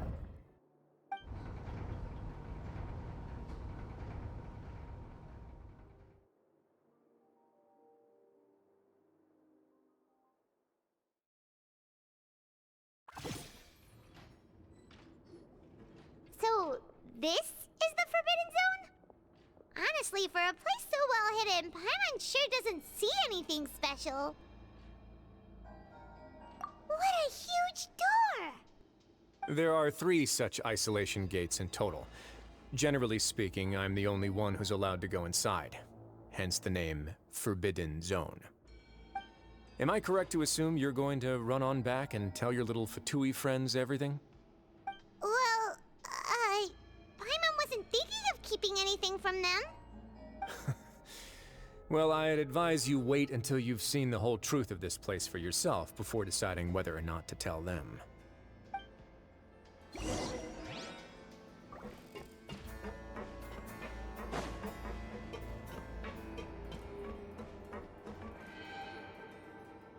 Huh. So there's a switch on the side. Stand back.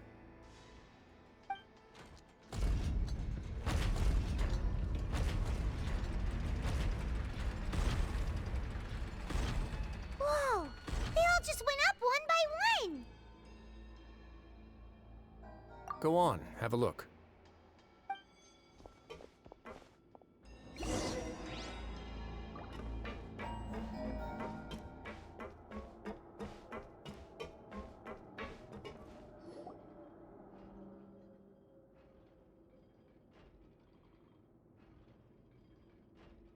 I've been interested in what lies beyond that gate ever since I assumed leadership of the Fortress of Meripede. Of course, it would be unwise to recklessly open it, but it'd also be risky and negligent to simply ignore any potential danger that could be behind it. The readings on that dashboard have not budged since the day when I first laid eyes on this place. But over the past year, the needle has crept upwards from its original position, likely because some parameter it's been tracking has changed, if only infinitesimally. Normally, I would have ignored it, but I happened to have some free time when I noticed it, so I investigated. Any guesses what the reading could be tracking? Very reasonable guesses. I've considered both of those as well. Unfortunately, our dashboard is tracking something less ordinary. The temperature should vary with weather and climate changes, so for something that rarely shifts, the water pressure is more likely. We ran a few tests to increase the pressure from the outside, but the readings didn't change at all. Later on, a few more possibilities occurred to me, such as a potential connection with the primordial sea. I began to make a few preparations based on that hypothesis. Over the past few days, the needle has moved again. With that, and the symptoms that Fremine displayed after leaving the fortress, I can now confidently conclude that the readings represent the concentration of primordial seawater in the seawater nearby. The concentration of primordial seawater? But we're already under the sea! And that is precisely the problem. We're at the bottom of the sea, and now we're surrounded by toxic seawater. Somehow, primordial seawater got mixed in, and the concentration is steadily rising. Yes, that's very likely. But forget about the two of us! Not even Novelette knows where the primordial sea could be, much less where we could find and plug a leak. Oh. Oh! Seems like you've figured it out. I believe the primordial sea lies directly beneath this sluice gate. For some reason, the primordial seawater levels have risen significantly, and it's now very close to us. The indicators are now red. Although the gate still stands, some primordial seawater has already leaked out and mixed into the sea around us. If this continues, soon it will no longer be able to hold back the primordial sea at all.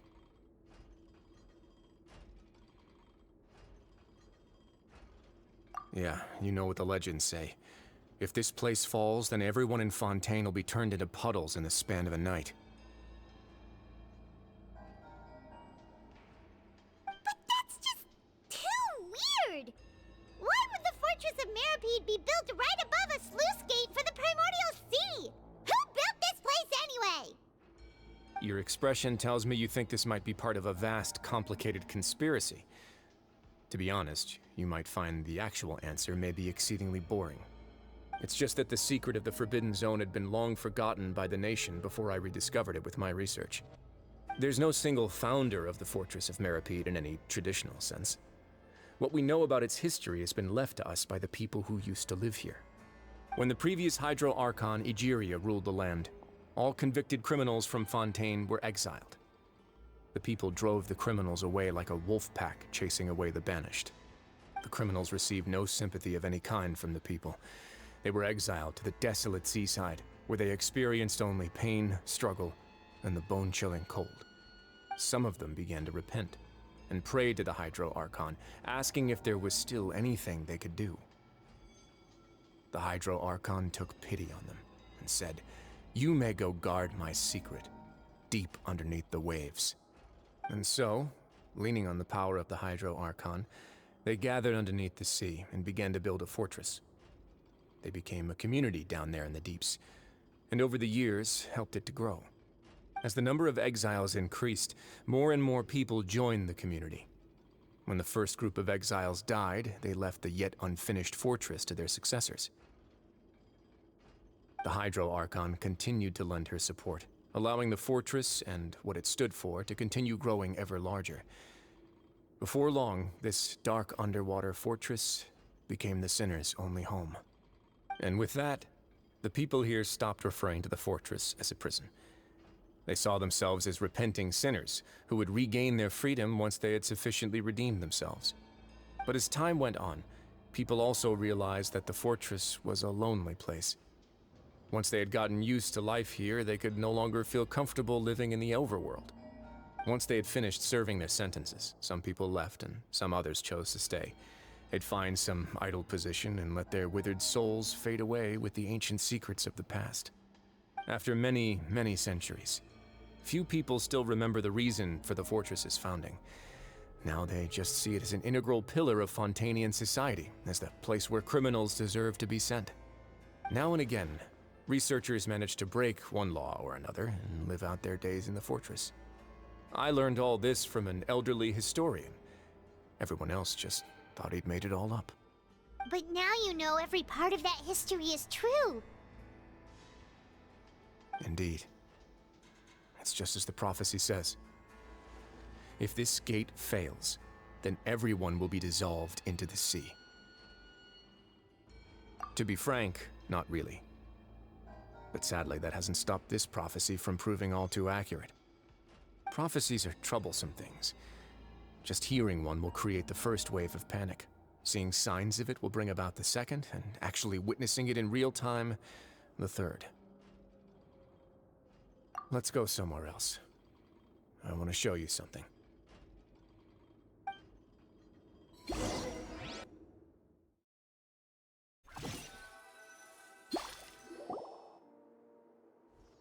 This is it. Your Grace, perfect timing. The results from our last round of experiments have... Wait, Jurier, he's not alone! Huh? Lorvine and Jurier? No need to panic, you two. I've already told them about our plan. What? After you warned us not to tell a single soul about any of this? I'm skeptical as well. Are you sure they are trustworthy? The results speak for themselves, don't they? These two may already know more than you could ever imagine. All right then, if Your Grace insists. They seem harmless enough, so I'll trust them for now. How about some reintroductions? This is Jurier, one of the highest-ranked researchers from the Fontaine Research Institute. He used to work under Edwin. I trust that you've heard of Edwin? Good. Saves me a bit of time explaining. Edwin's main areas of research were archaeum and gravimeters. As his assistant, Jurier is quite familiar with them as well. I hired him to be my technical consultant. You want to blow up the Fortress of Meripede? Ah, what a lovely idea. I'm already imagining it in my head. Gotta admit, I'm tempted as well. Guys, focus! Focus! That taskmaster over there is Miss Lorvine, and is also one of my technical consultants. While Jurier used to be Edwin's assistant, she used to be Jurier's assistant. Ooh, are they together? See, everyone keeps asking this question. Are you too sure you're not a couple and just using your work as a convenient cover? Your Grace, I am not in a relationship with this man. If I dated her, I'd officially be madder than Edwin. Jeez, forget I said anything then. Follow me. Whoa, there's another door that goes right up. Your constant amazement makes it seem like the fortress can do anything. But Paimon really thinks everything's super cool.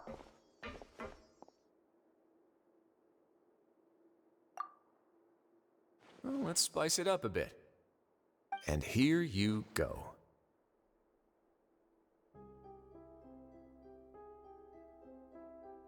What a huge ship? This is also a production zone that Paimon's never seen before. What's going on? How much do you know about Fontanian history? Not much at all. Well, then maybe you haven't heard the story of ancient Lemuria. To give you a quick rundown, Fontaine used to be ruled by the Lemurian dynasty. According to legend, the Lemurian king Remus came to this land after being inspired by divine revelation and found the seer Sibila, who had taken on the form of a golden bee. Taking the golden bee with him and riding on a huge ship, the Fortuna, he created his nation above the surging waves. He called his nation Lemuria, and used the Fortuna to incessantly search for new tribes and islands, calling on them to join his empire. There's a ship in this story too? Where there's water, there'll be ships. People believe that hope can always be found at the end of a voyage. Do you believe that too? To a point, I think. As you've already seen, I have a whole factory's worth of labor, materials, and technology at my disposal. Certainly can't hurt to give it a try. So the moment I began to speculate that the Primordial Sea might lie underneath the gate, I also began this project. Were you inspired by the legendary Fortuna? Maybe. Fontanians need something to hold on to cope with the impending disaster.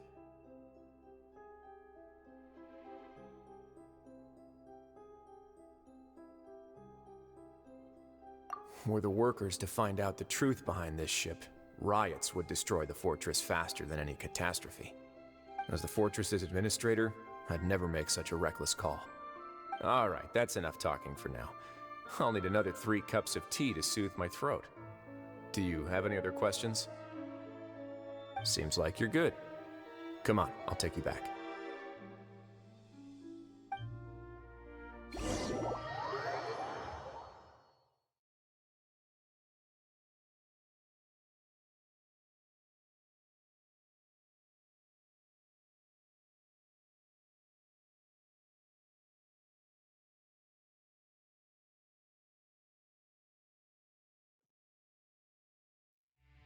I'll leave you here for now. Oh, thank you so much. No worries. But don't forget, it's up to you whether or not you want to share what you just saw. What you do from here on out will likely affect those 3 as well.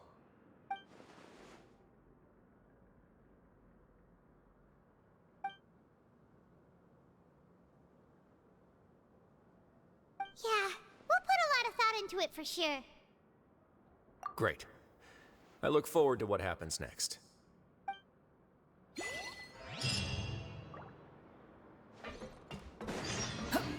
Quit following me.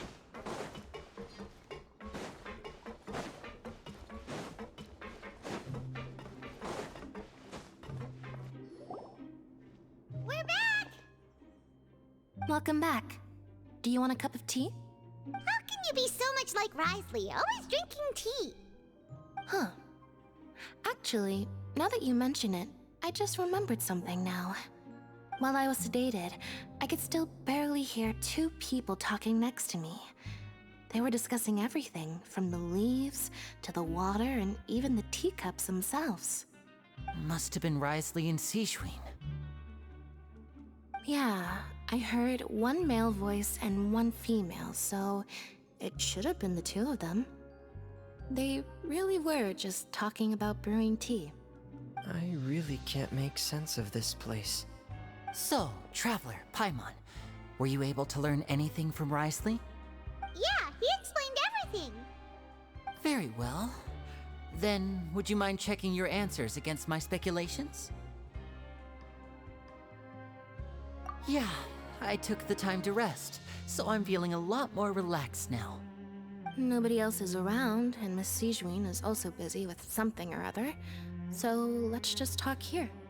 All right, then I'll posit my theories.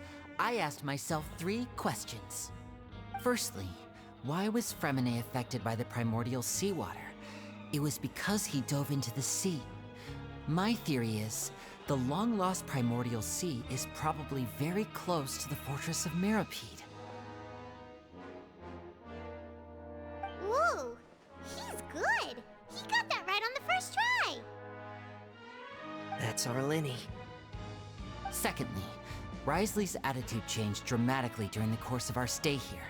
He ignored us completely at first, then suddenly roadblocked us. Why? I spent quite a long time thinking about this. If he has been monitoring the Fatui since the very beginning, he probably ignored us at first because he was hoping we could find Master Child for him. What's more, the Fortress of Mirapede is not part of Fontaine's court system, nor does it report to Udex Nervulet. Risley is basically the king of a no-man's land. As long as the fortress doesn't do anything about Master Child's disappearance, Father can use it to pressure the Fontaine authorities. And while the 2 factions are pitted against each other, Risley will be free to move between the parties of interest. If I had to guess, he probably has something that he's working on himself. It's likely related to the secret of the infirmary, but I just can't think of what it could be. You're super smart. Thanks so much. Then finally, there's the last question. If Risley does have a plan, what could it be? All I know for now is that his plan probably has something to do with the changing nature of the seawater.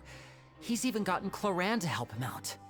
That can't be the full extent of what he's doing. There's probably a secret passageway behind the block in the infirmary, and there's something big in the fortress that most people here never get to see. He has a bargaining chip, and it could be important enough for Father to deal with him directly. I don't have enough information, so I have no idea what his chip might be. But let me guess. You have the last piece of the puzzle.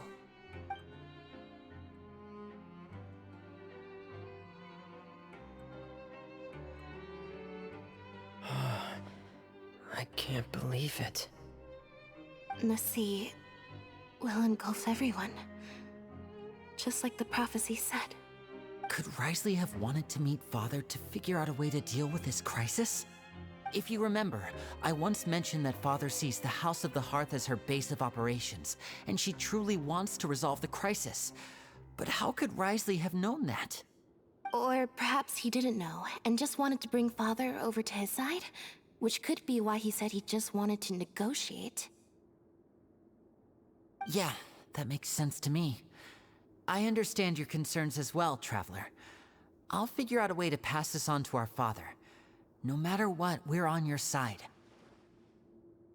The 2 of you have already aided us far too much.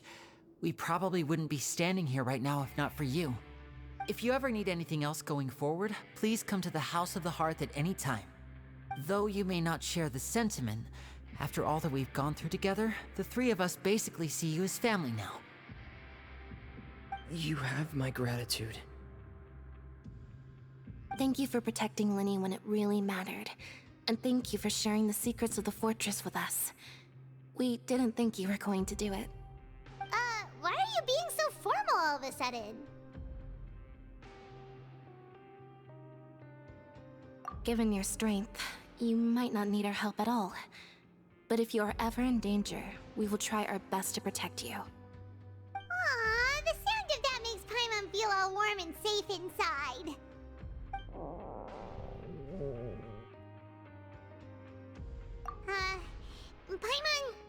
Paimon's hungry.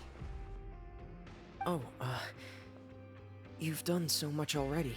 Go get some food. Alright, then we'll catch you guys another time.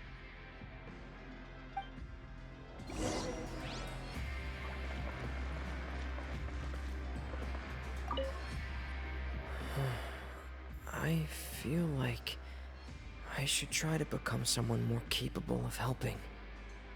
You're incredibly helpful. Lenny thinks so too. Yeah, you two are always telling me not to push myself, but aren't you just like that as well?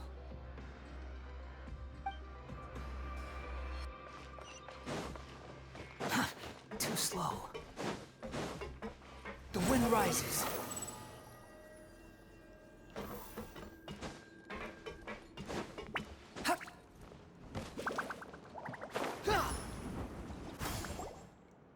It's time for dinner.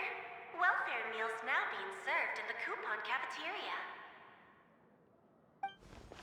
Come on, let's go pick up ours as well. Traveler and Paimon, over here. Are you here for dinner too, Miss Sijwin? And I'm taking the opportunity to prepare Miss Cloran's dinner as well. Huh. You're right. She's actually sitting in the fortress cafeteria. What would you like to eat? Yep, you can. I've already talked to our chef, Mr. Wolsey. It's all on me today, so you can get whatever you'd like. Me too! Don't forget Paimon! No problem. Just leave it to me.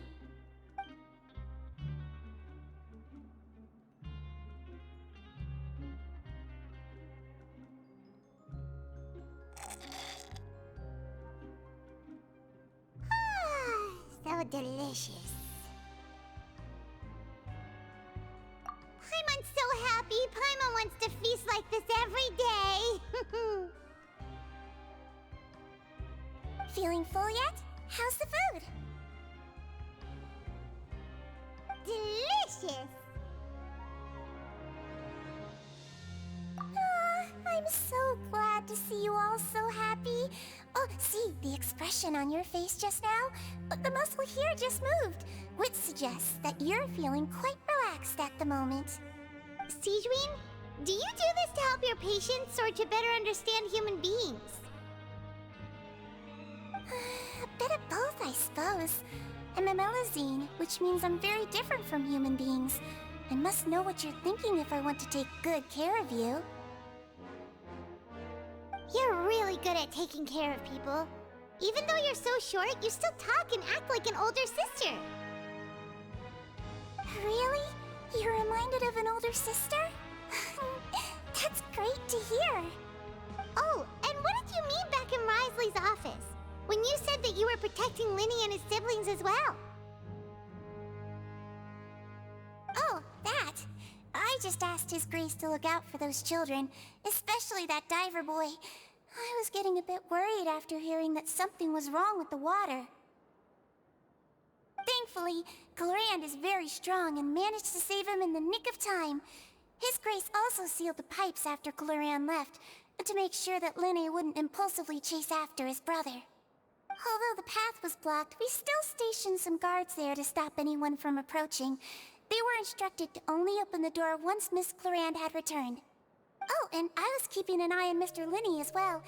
We had to press him, but we couldn't allow him to be in any real danger. You were all super considerate and really thought everything through. It's just what we do down here at the fortress. At least this has been His Grace's style for as long as he's been the leader. Oh, I really wish Monsieur Nervula would come down here more often too. I feel like he'd like it here, with all the darkness and chaos.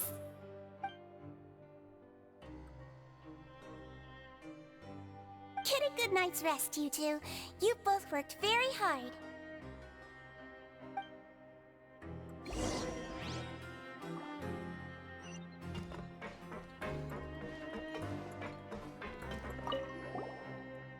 Clorand! Ah, it's you two. How's dinner? It's alright. Miss Sijwin really put in a lot of effort. So we heard that Brisley invited you to come down to help, and you saved Fremine too! You sure work super fast! Oh, it was child's play. Still, Paimon didn't know even champion duelists could take on side jobs. Oh, and why aren't you eating with Sijwin and the Duke? Won't you get bored eating by yourself?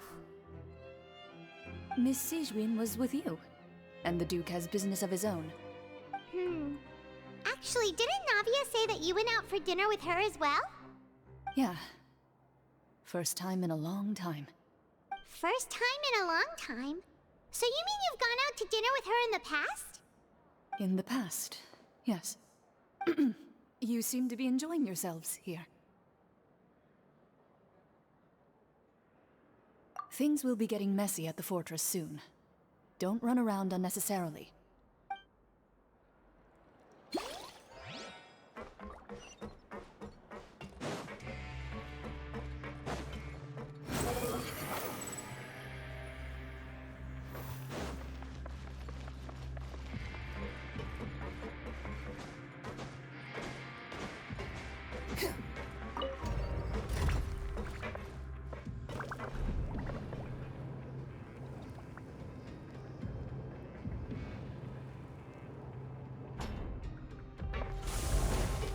Behold!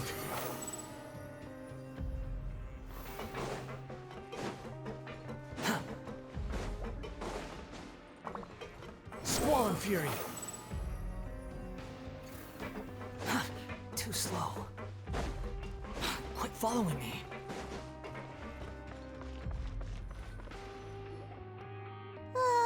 So much has happened. Paimon just feels absolutely exhausted now that she's finally relaxed. Paimon's super sleepy. Are you sleepy too?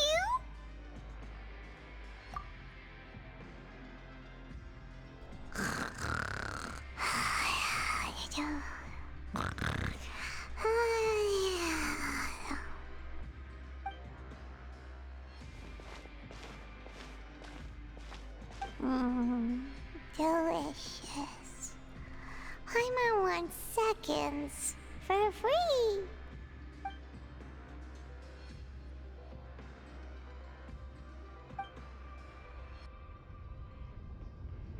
Out of my way! Get out of my way! What happened? Why is everyone running? No idea, but something must have happened. Stop asking! Who's yelling? Paimon still wants to sleep.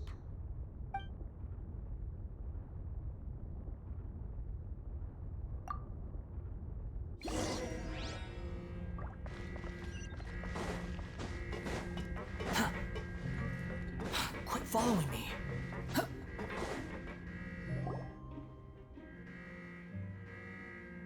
What happened? Why is everyone running around? Hey, what are you doing? No time to explain, mate. Goodbye. Hey, wait! What's wrong with these people? They won't even talk to us. They're here! There you are! Oh, thank goodness! Quisto and Lavaroon, do you know what happened here?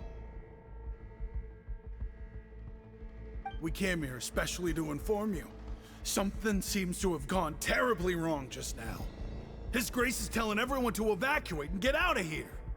Lavaroon was saying you two are new here and you don't have many friends, so you might slip through the cracks. Haven't you heard all the stories like that?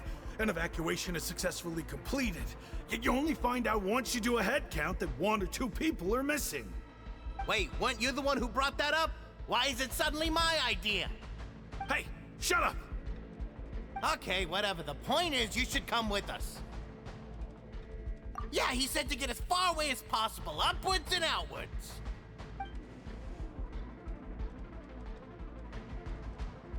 Oh no, it can't be that thing! Whoa, wait, what? What? Hey, where are you going?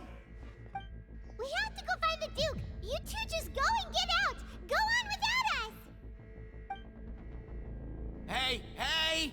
Be careful! Attention! Please evacuate upwards and outwards, upwards and outwards. If you're already at the topmost layer, then try to move as far outwards as possible.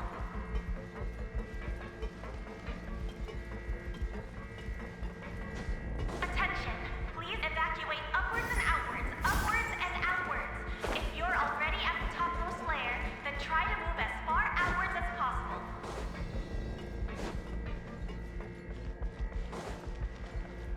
The wind rock. Attention! Please evacuate upwards and outwards, upwards and outwards. If you're already at the topmost...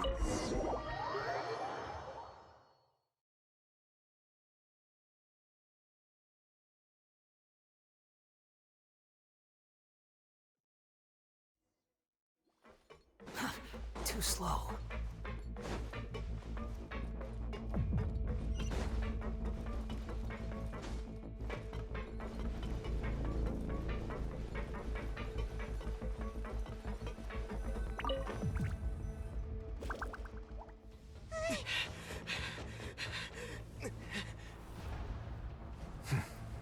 They're here. Just like I said. We have it!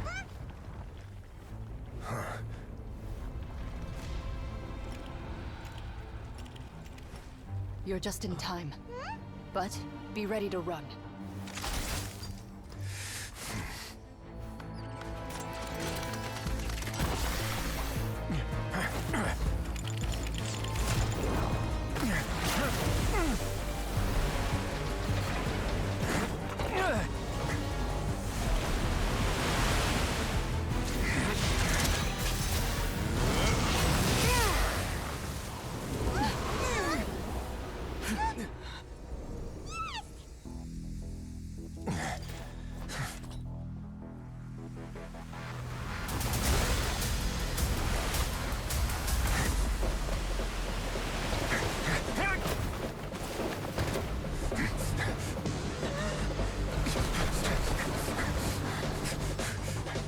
Three, two, one.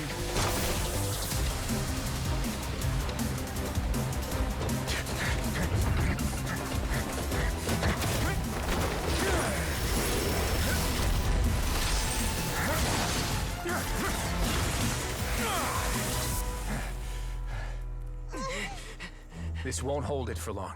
Find Neuvillette. Tell him the defenses are about to collapse. Then what will happen to you?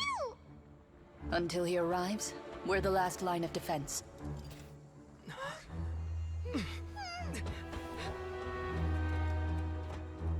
The gate. How long do you think it'll hold? That depends on us.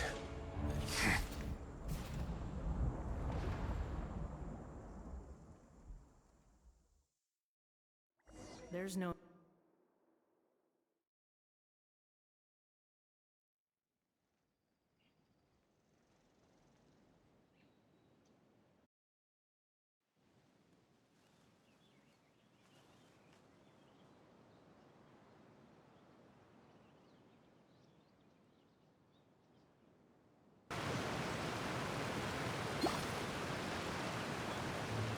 Neuvillette? Why are you here? Traveler, I need you to head to the Opera House immediately. Farina will soon be meeting with the knave there. You must protect Farina, and make sure she doesn't spend too much time alone with her. Will do. You have my sincerest gratitude.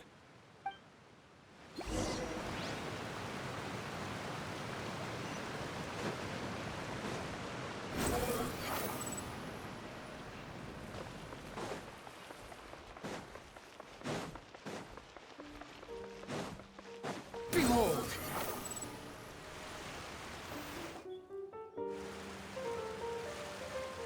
Look! There are a ton of Fatilian Palais Mermonia people over there! The knave is probably here already. We need to hurry! Are you two the traveler in Paimon? Monsieur Neuvillette has left instructions. Please follow me. Though I'm sure he's already explained, this should be a mostly cordial conversation, unlikely to give rise to violence. But it would be most appreciated if you could protect Lady Farina to the best of your abilities.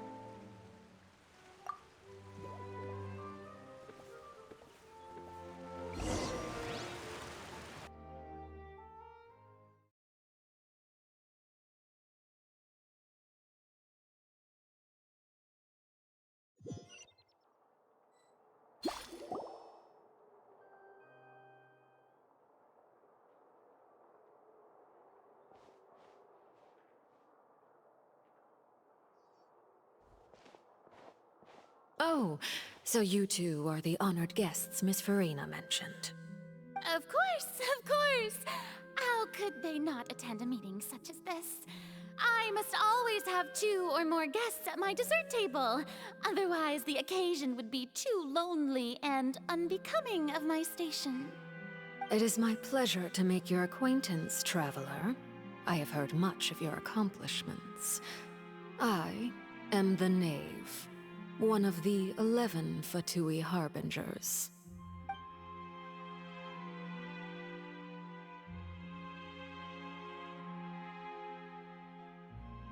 I've already prepared seats for you.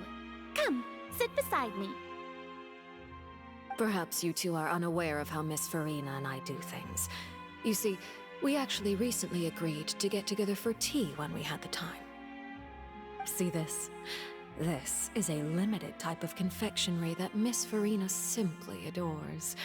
There are only 16 slices sold every day. Here, why don't you and Paimon have a taste?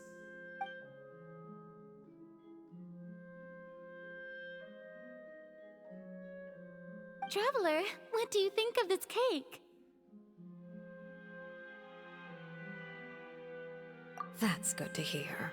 So what Child said was on the mark after all. You do share a taste in desserts with Farina and I.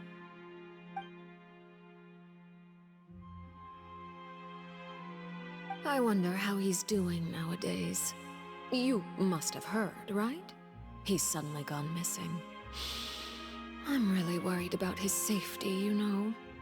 Here's to hoping that he's an excellent swimmer.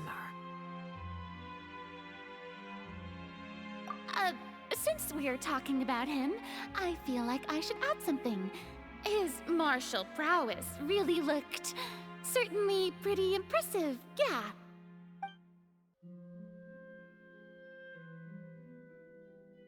Oh, so you're also familiar with his aptitude for fighting, Miss Farina. Oh, right. I almost forgot. Child was subdued by Udex Nuvillette right in front of you. Against ordinary people, my colleague would never be on the back foot. But alas, he just never imagined he'd run into such a person. I must express my admiration for Monsieur Nuvillette. Coming from you, that's not surprising at all. But I thought you would be happier to hear the news. Of course, but it's still a bit of a shame. You see, I would have been far happier had I received this news somewhat earlier. As you well know, a long time has passed since Child disappeared.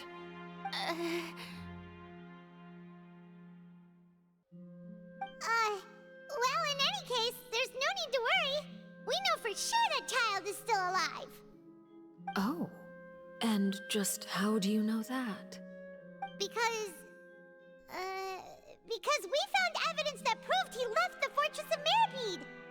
And where did he go after leaving the fortress? Well...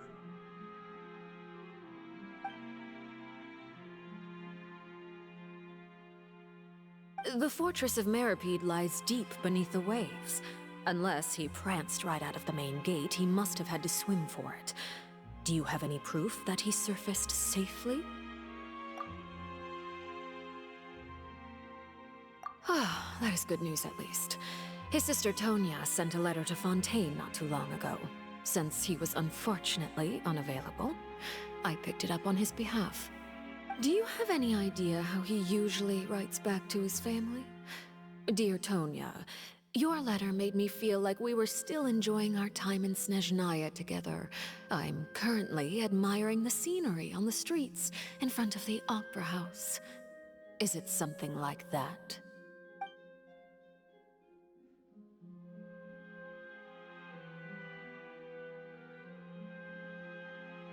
All letters tend to follow the same few formats anyway, right?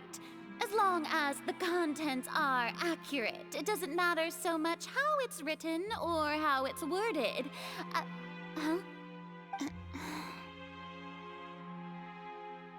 Hold on. The water in the teacup is shaking.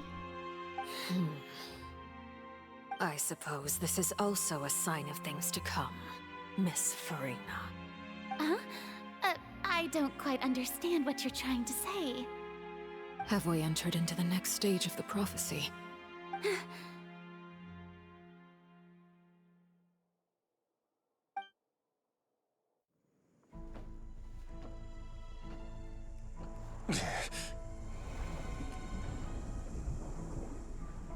My thanks to you both. I will take it from here.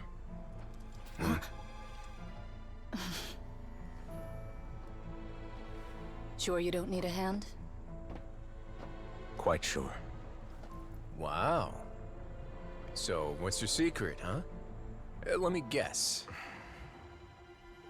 Nah, who knows? Maybe it's just your sense of responsibility. Sounds about right.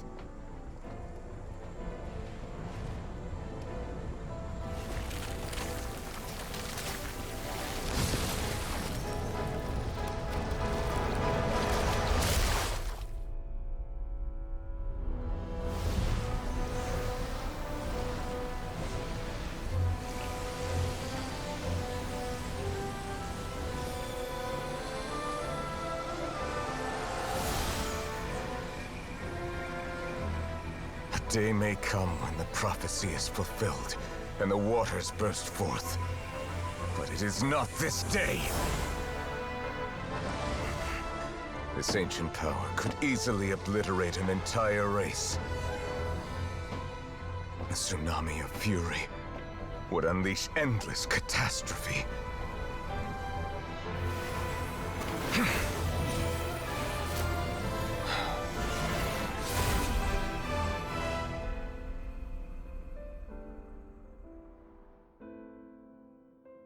This sentence is too severe. Forgive me for overruling it.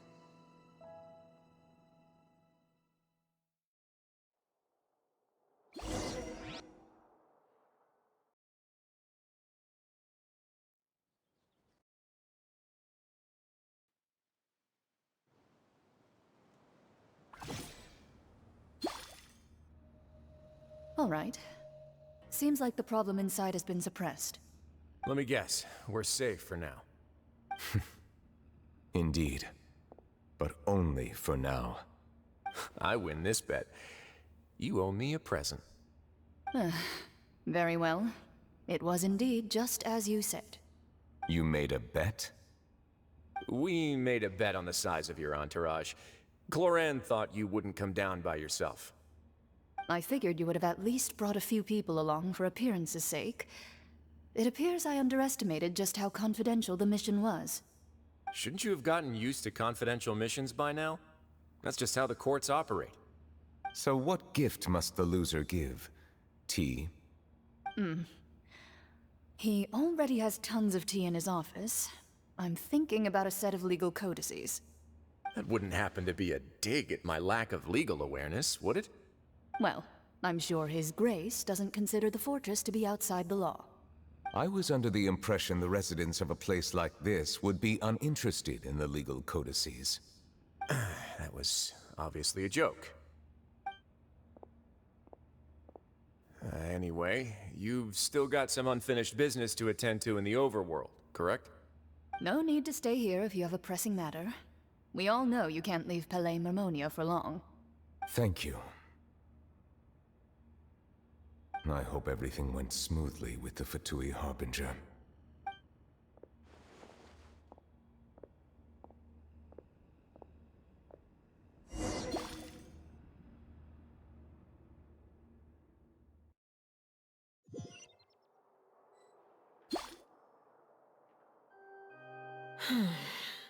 I must say, we've spent long enough playing house.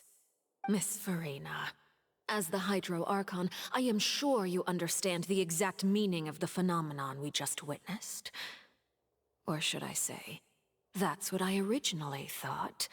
But looking at your expression, was I wrong? And you haven't a clue? What are you trying to say? At this point, I don't think there's any more need to speak as diplomatic representatives. Allow me to speak to you now as just a Fontanian. You know the prophecy by heart, and also that every part of it is being proven true. Yet, here you are, relaxing, drinking tea, and eating desserts as if it's all nothing more than a few stray bugs in your garden. Do you really think that's acceptable? The prophecy's hanging above our necks like a guillotine. Every faction is looking for a way to either avert the disaster or save their own. Even the orphans of the House of the Hearth have devoted everything to saving their homeland. But you? It beggars belief just how nonchalant and carefree you have been. From the very beginning, you, the god Focalor, you have utterly failed to take action. You're wrong. I've never ignored the prophecy, nor have I just been passing the time in self-indulgence. Retract your accusation and stop doubting the wisdom of the gods with such absurd conjectures! I am not alone in my doubts, you know. All the children of Fontaine may be harboring the exact same thoughts right now. Oh, great Hydro Archon. How are you going to save them? Save us? How are the people you've sworn to protect supposed to survive in a land that will soon disappear beneath the waves? I have my ways, and I've been working on them for all this time. Even if you look down upon me, you have no right to judge me. Fontaine will be saved. Even if I still cannot see the true future right now, as long as I continue on as I am, I will be able to hold my head up high!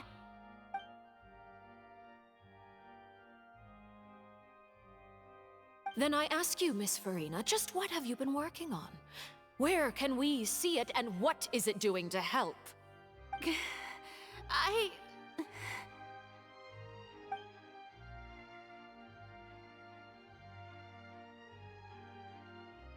My machinations are just like the prophecy itself.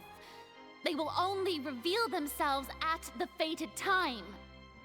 It is just that beings like yourselves are unable to perceive them as of yet. I see. As a god, the proof of your labor always lies beyond prying mortal eyes.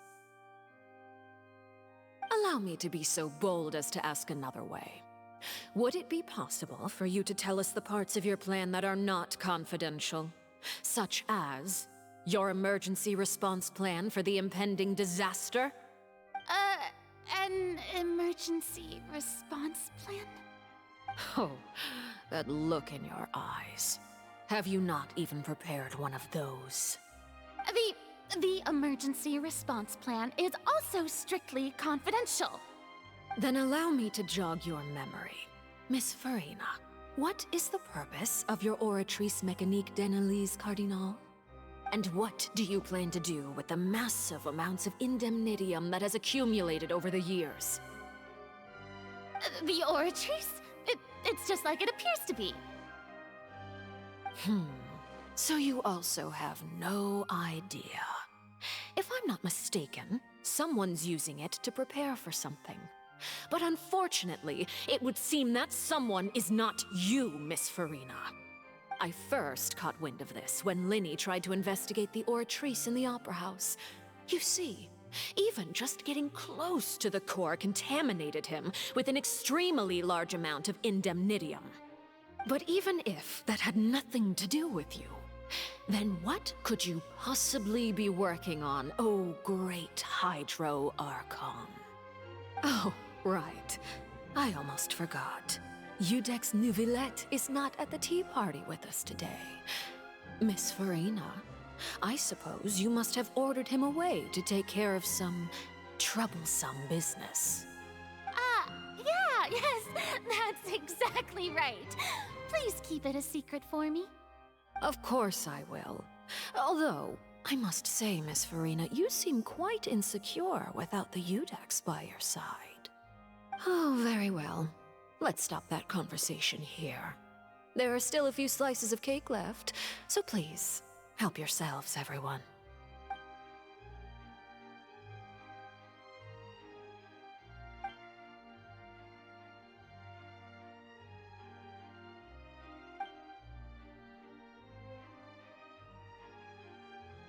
Traveler, I heard that you were recently commissioned to handle a few matters on behalf of the Udex. Why don't you take an extra slice of cake?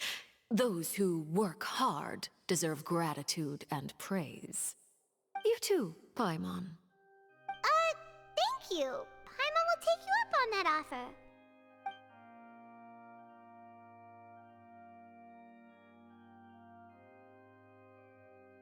Oh, Paimon's super full. That cake was great.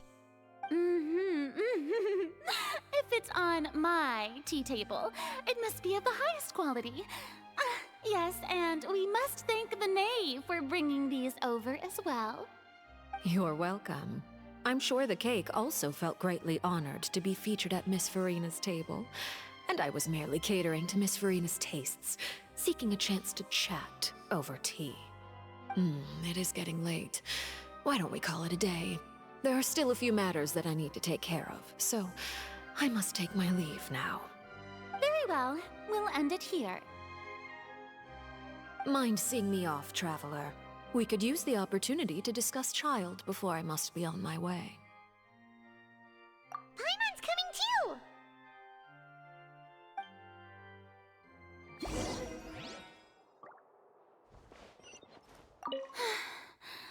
The tea party turned out to be even more difficult than I'd imagined. Why are you looking at me like that? Is something the matter? If there's nothing urgent, then I shall be retiring for now.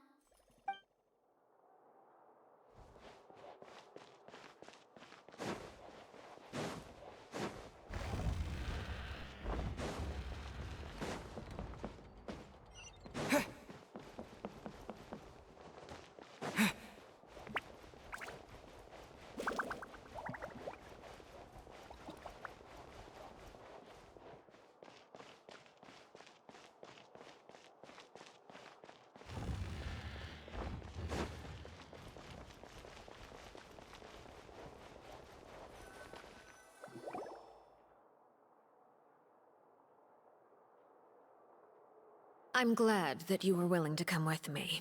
Of course, Child was just an excuse. I have no interest in your dealings with him. That's what Paimon thought.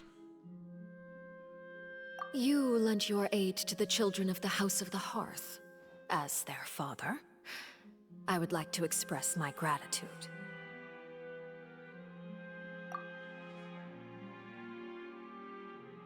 That was all. Formal topics should be discussed in formal settings, and informal topics in informal settings. I know you just returned from the fortress of Meripede. Relax. I have no intention of trying to get anything out of you. Linny, Lynette, and Fremine are still there, and I trust their judgment and abilities. They've all been working very hard and have always done all they can to fight back against anyone who tried to stop them, especially Linny. You mean Ridesley. He's a tricky one to deal with. It's unfortunate that Linny's so eager to prove himself that he can't learn to rely on others, including me. By the way, and you can just consider this a bit of idle gossip, but what's your impression of Farina?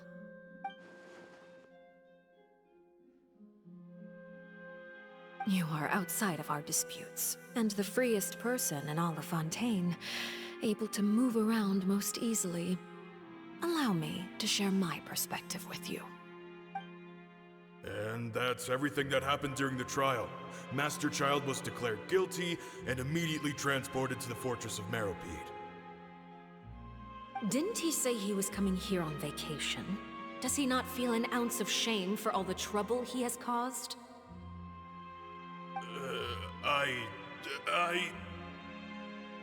Forget it. He did give us an opportunity. I will be meeting someone shortly.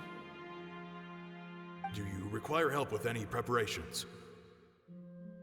No need. I will take care of it myself. I need to meet with Farina, the Hydro Archon. She is at the heart of Fontaine.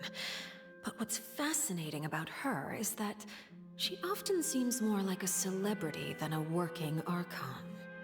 Oh? Come over here, you little critter, you!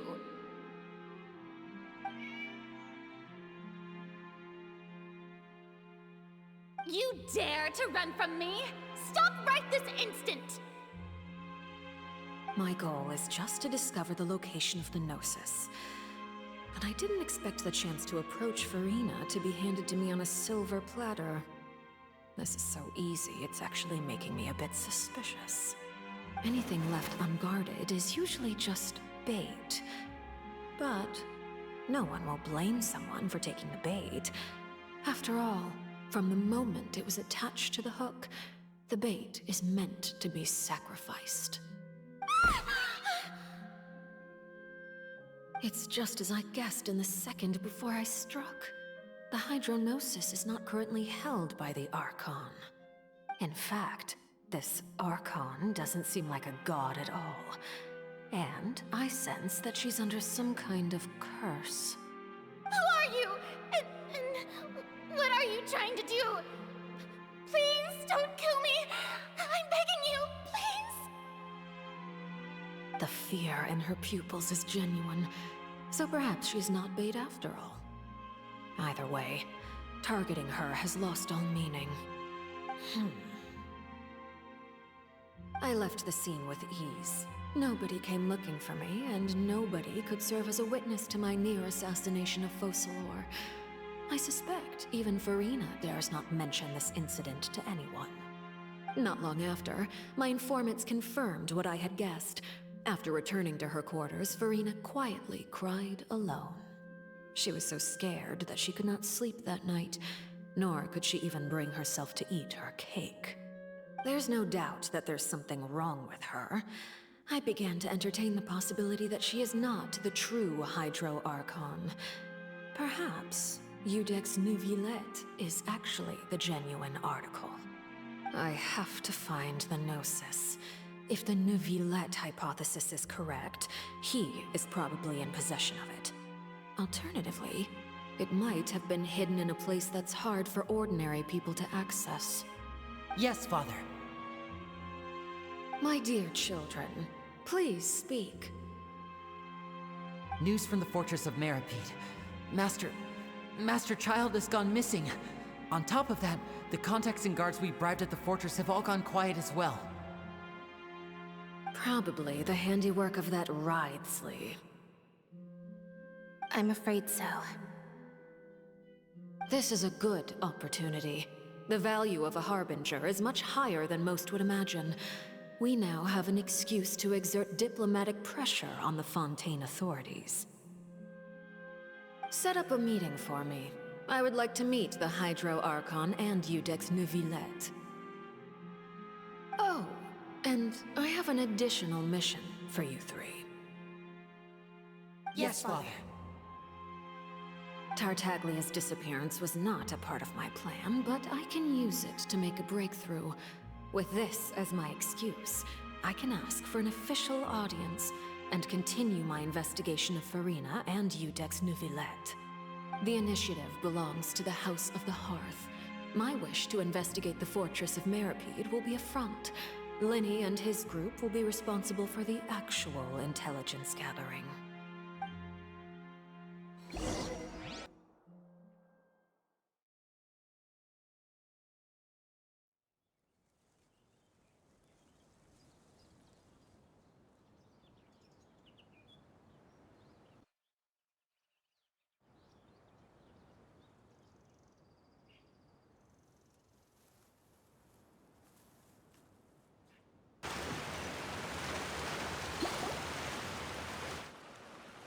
You should know the rest.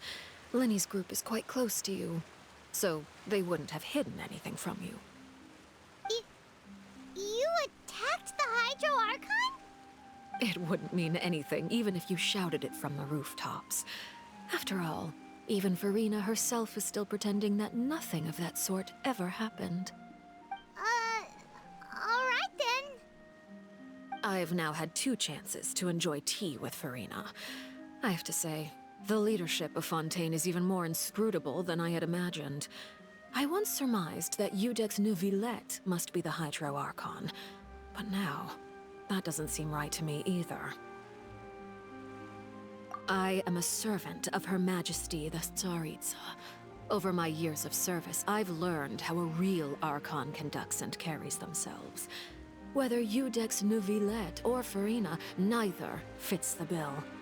It's hard to imagine either of them as the Archon. Of course, that is all just how I feel. Gut feelings often do not require justification. It is, however, quite amusing to me that after all my years working in intelligence gathering, I've come to realize I am at a complete loss regarding the identity of the god of the land of my birth. Don't you think Fontaine is quite intriguing? A catastrophe looms, yet many secrets have yet to rise to the surface. It looks like Fontainians will have no choice but to save themselves. Ultimately, though, one must survive in order to do anything else. Should the need arise, I would be happy to cooperate with you. You don't need to commit to anything right now, of course. I have a feeling that the situation will continue to evolve, and as your name is often connected with noble deeds, I'm sure we will work together someday. He certainly returned quickly. You must want to catch up with each other, so I'll leave you to him.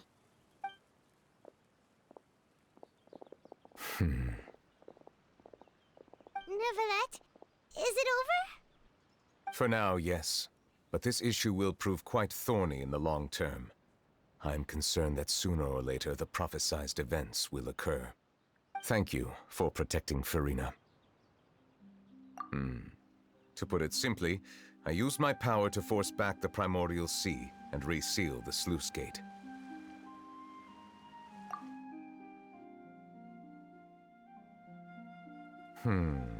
So as expected, the Knave has turned up the pressure on Farina.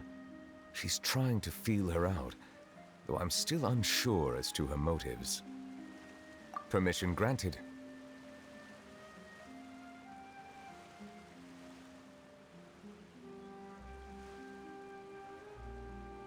Whoa.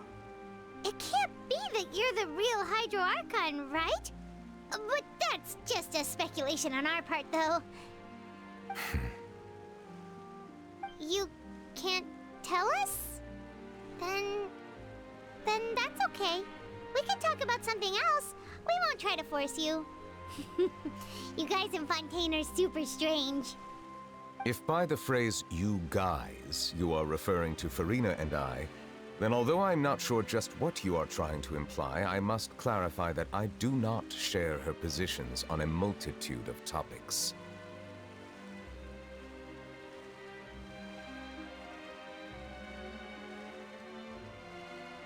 I believe so. The fortress has a long and complex history. It has seen much grief and suffering. And now, another catastrophe will soon be upon us. I mourn this turn of events. Huh? Why is it raining all of a sudden?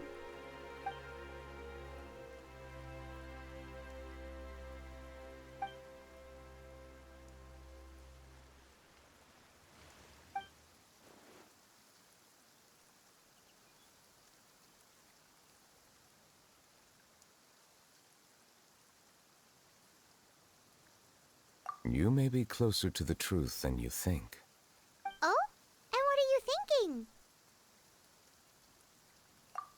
The dragon of...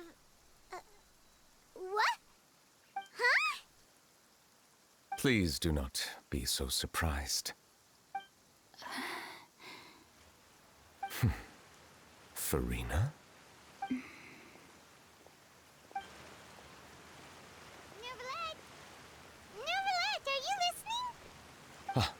My apologies. We were just guessing randomly. We didn't guess right, did we? You're not actually the dragon sovereign of water, right? Well, if you don't want to confirm or deny... You guessed correctly. I sincerely hope you'll be able to keep this a secret for me. Right, of course. We'll definitely help you keep it a secret. There's still something Paimon wants to ask you, though. Please, go ahead. Well, if you are the dragon sovereign of water, and you were able to force back the primordial sea from the fortress, then since Fontaine's prophecy is all about seawater, couldn't you just use your power to solve the crisis? None of the currently living dragon sovereigns in the world, myself included, possess our full dragonhood. They say that when the first usurper arrived on Tivat, they seized a part of the dragon's power. Today, that stolen power is the basis of the Archon's authorities. There are 7 elemental Archons and 7 matching dragon sovereigns. The dragon sovereign of water who lived through that era perished a long time ago. As their successor, I know far less of that part of our ancient history. In any case, I believe I will not be able to do much unless the Archon disappears and returns their elemental authority to me. Given the status quo, however, I would recommend finding another way to deal with the prophecy. Oh, so even you can't solve it. I still have some urgent matters to attend to at my office. If you have any more questions regarding ancient history, you are welcome to discuss them with me at a later time. Please go right ahead. There's a place that Paimon wants to go too. Traveler, why don't we pay another visit to the Fortress of Meripede? Paimon is a little worried. We'll see you another time. Take care.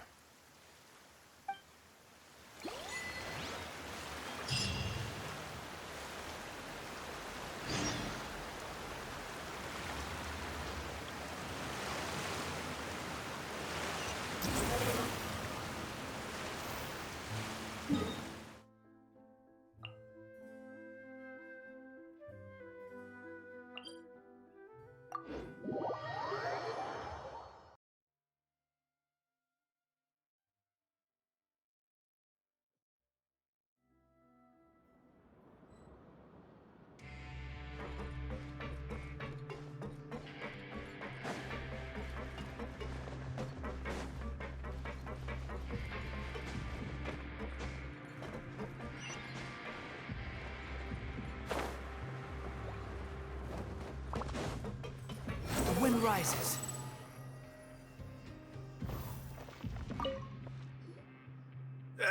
You guys are back?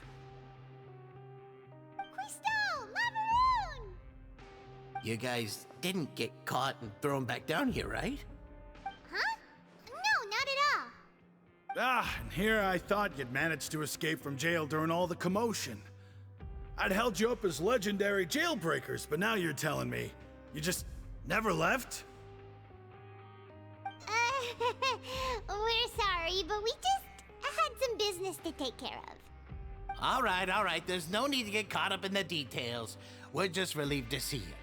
He was super worried about you, you know. Hey, it wasn't just me. Weren't you super worried as well? Something like that, yeah.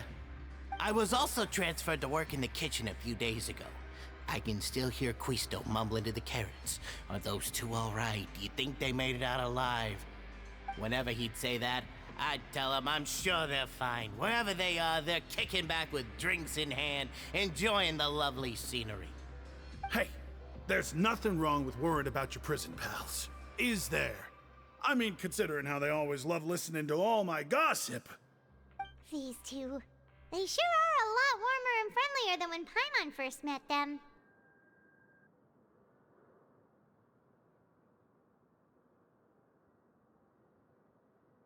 Oh, well, if you say so. I'll be watching you to make sure you finish every last bite.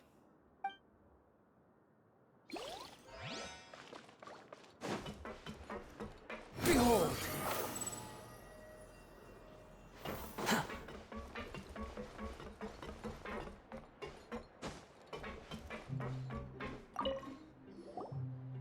Sijuin! Traveler, Paimon, you're back! Are you still doing all right? Did either of you get hurt? We're fine, but what about you guys?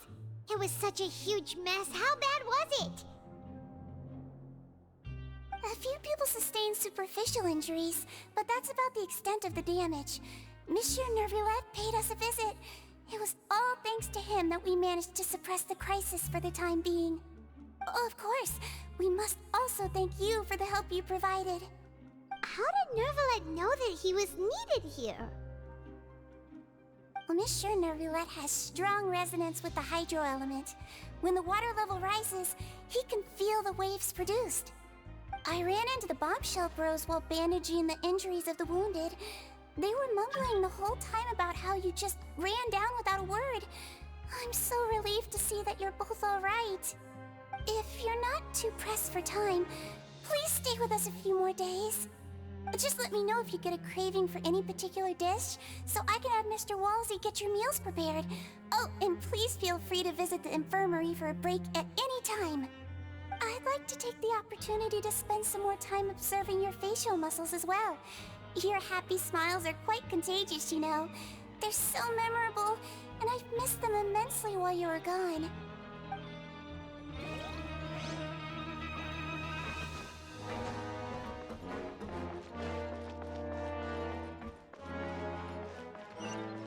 Quit following me.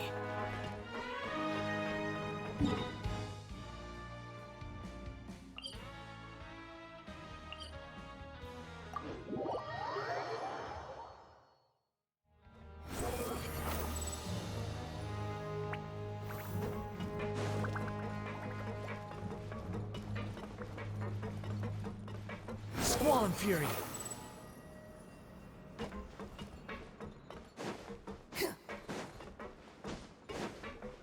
The wind rises.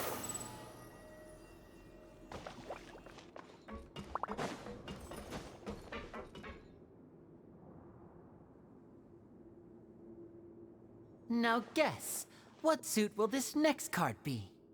A bare-teeth cat?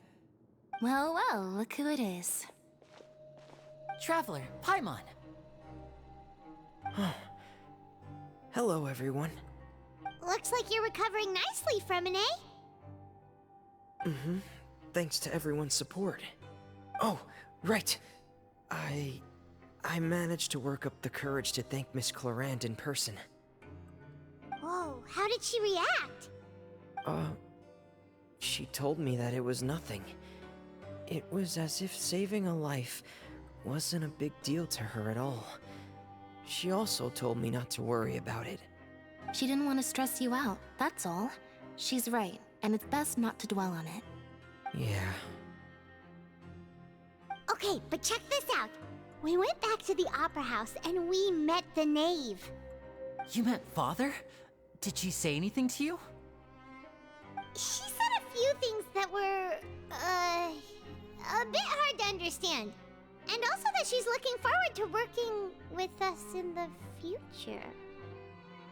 Her attitude towards you is even better than what we'd imagined. That's fantastic. You should believe her. She has her own way of doing things, and she'll do everything in her power to help those she considers close, which now might also include you. Father is very capable, and also trustworthy. Oh, Paimon just remembered that she thought Linny was a bit too proud as well. She said that you should learn how to rely on others sometimes. Got it. That does sound like something that Father would say. Hey! Are you going to stay here for the next few days? Looks like it, yeah. Excellent.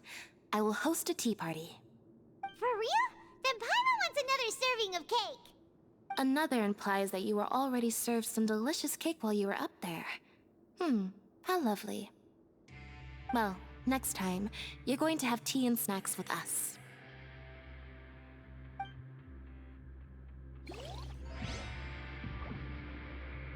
We should start preparing that tea party. Oh, that's a great idea. I'm all for it.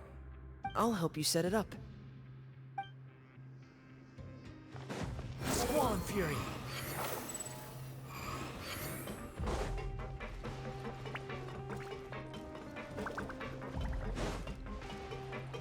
The wind rises.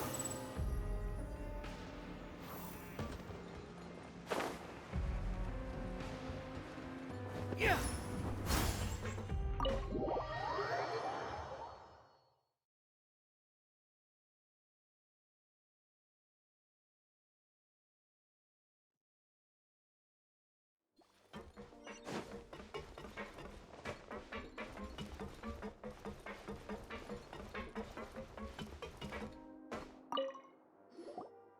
Jurier, Miss Sijween told me you still haven't eaten.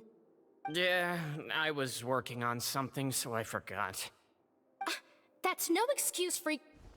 Huh? It's you two. Junior, Lurvine, we're back! Hello there. It's been quite the mess here recently. How have you been? And you?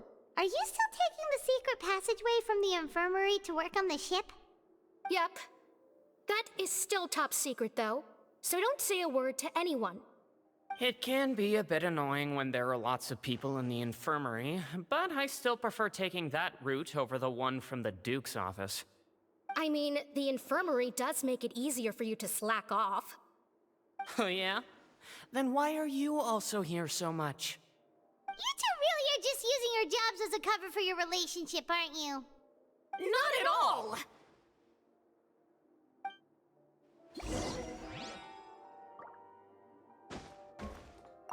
Jurier, the rumors about us are literally everywhere now. Please do something about it. But it's not like I caused them by myself. All right. I'll try to do something about it when I can find the time.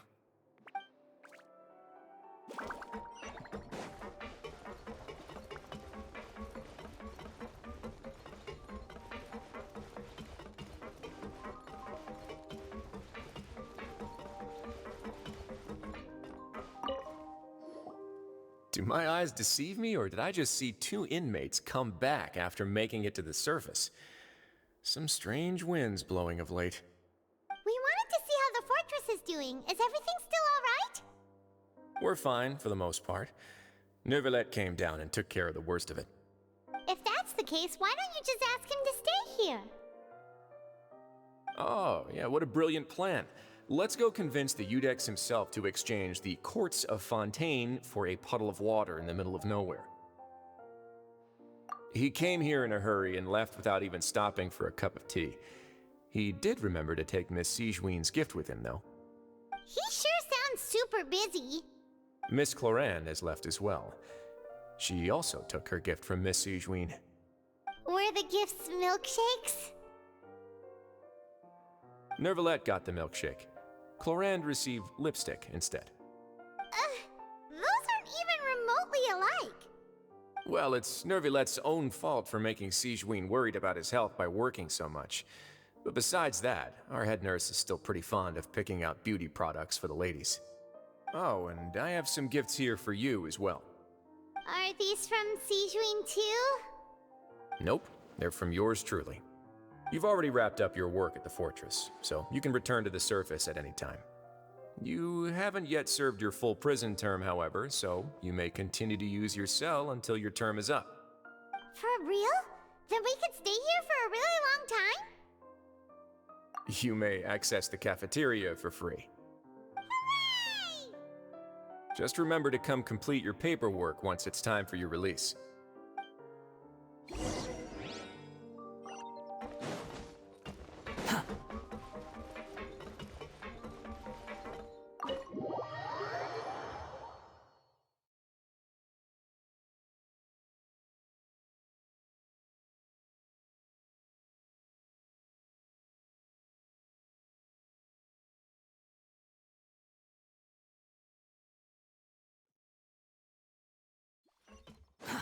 Too slow.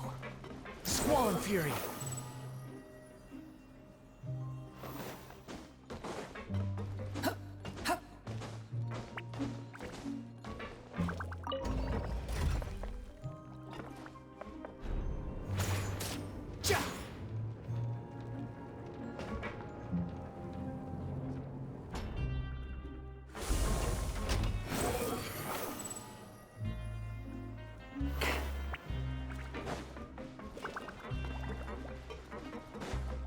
The wind rises.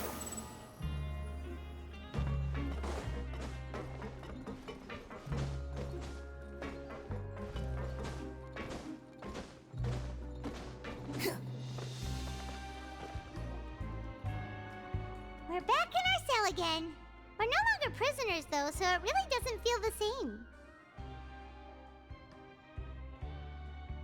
Sure feels that way. But the truth is, we never did anything bad to begin with, so I'm not sure why we put so much pressure on ourselves. Huh? How did you know? Hey, that's not true! All right. Okay, Paimon just wanted to say that we really are an amazing duo after all. It's like, we've now gone to so many places together and become friends with so many people. We've never stopped traveling or stopped meeting new friends.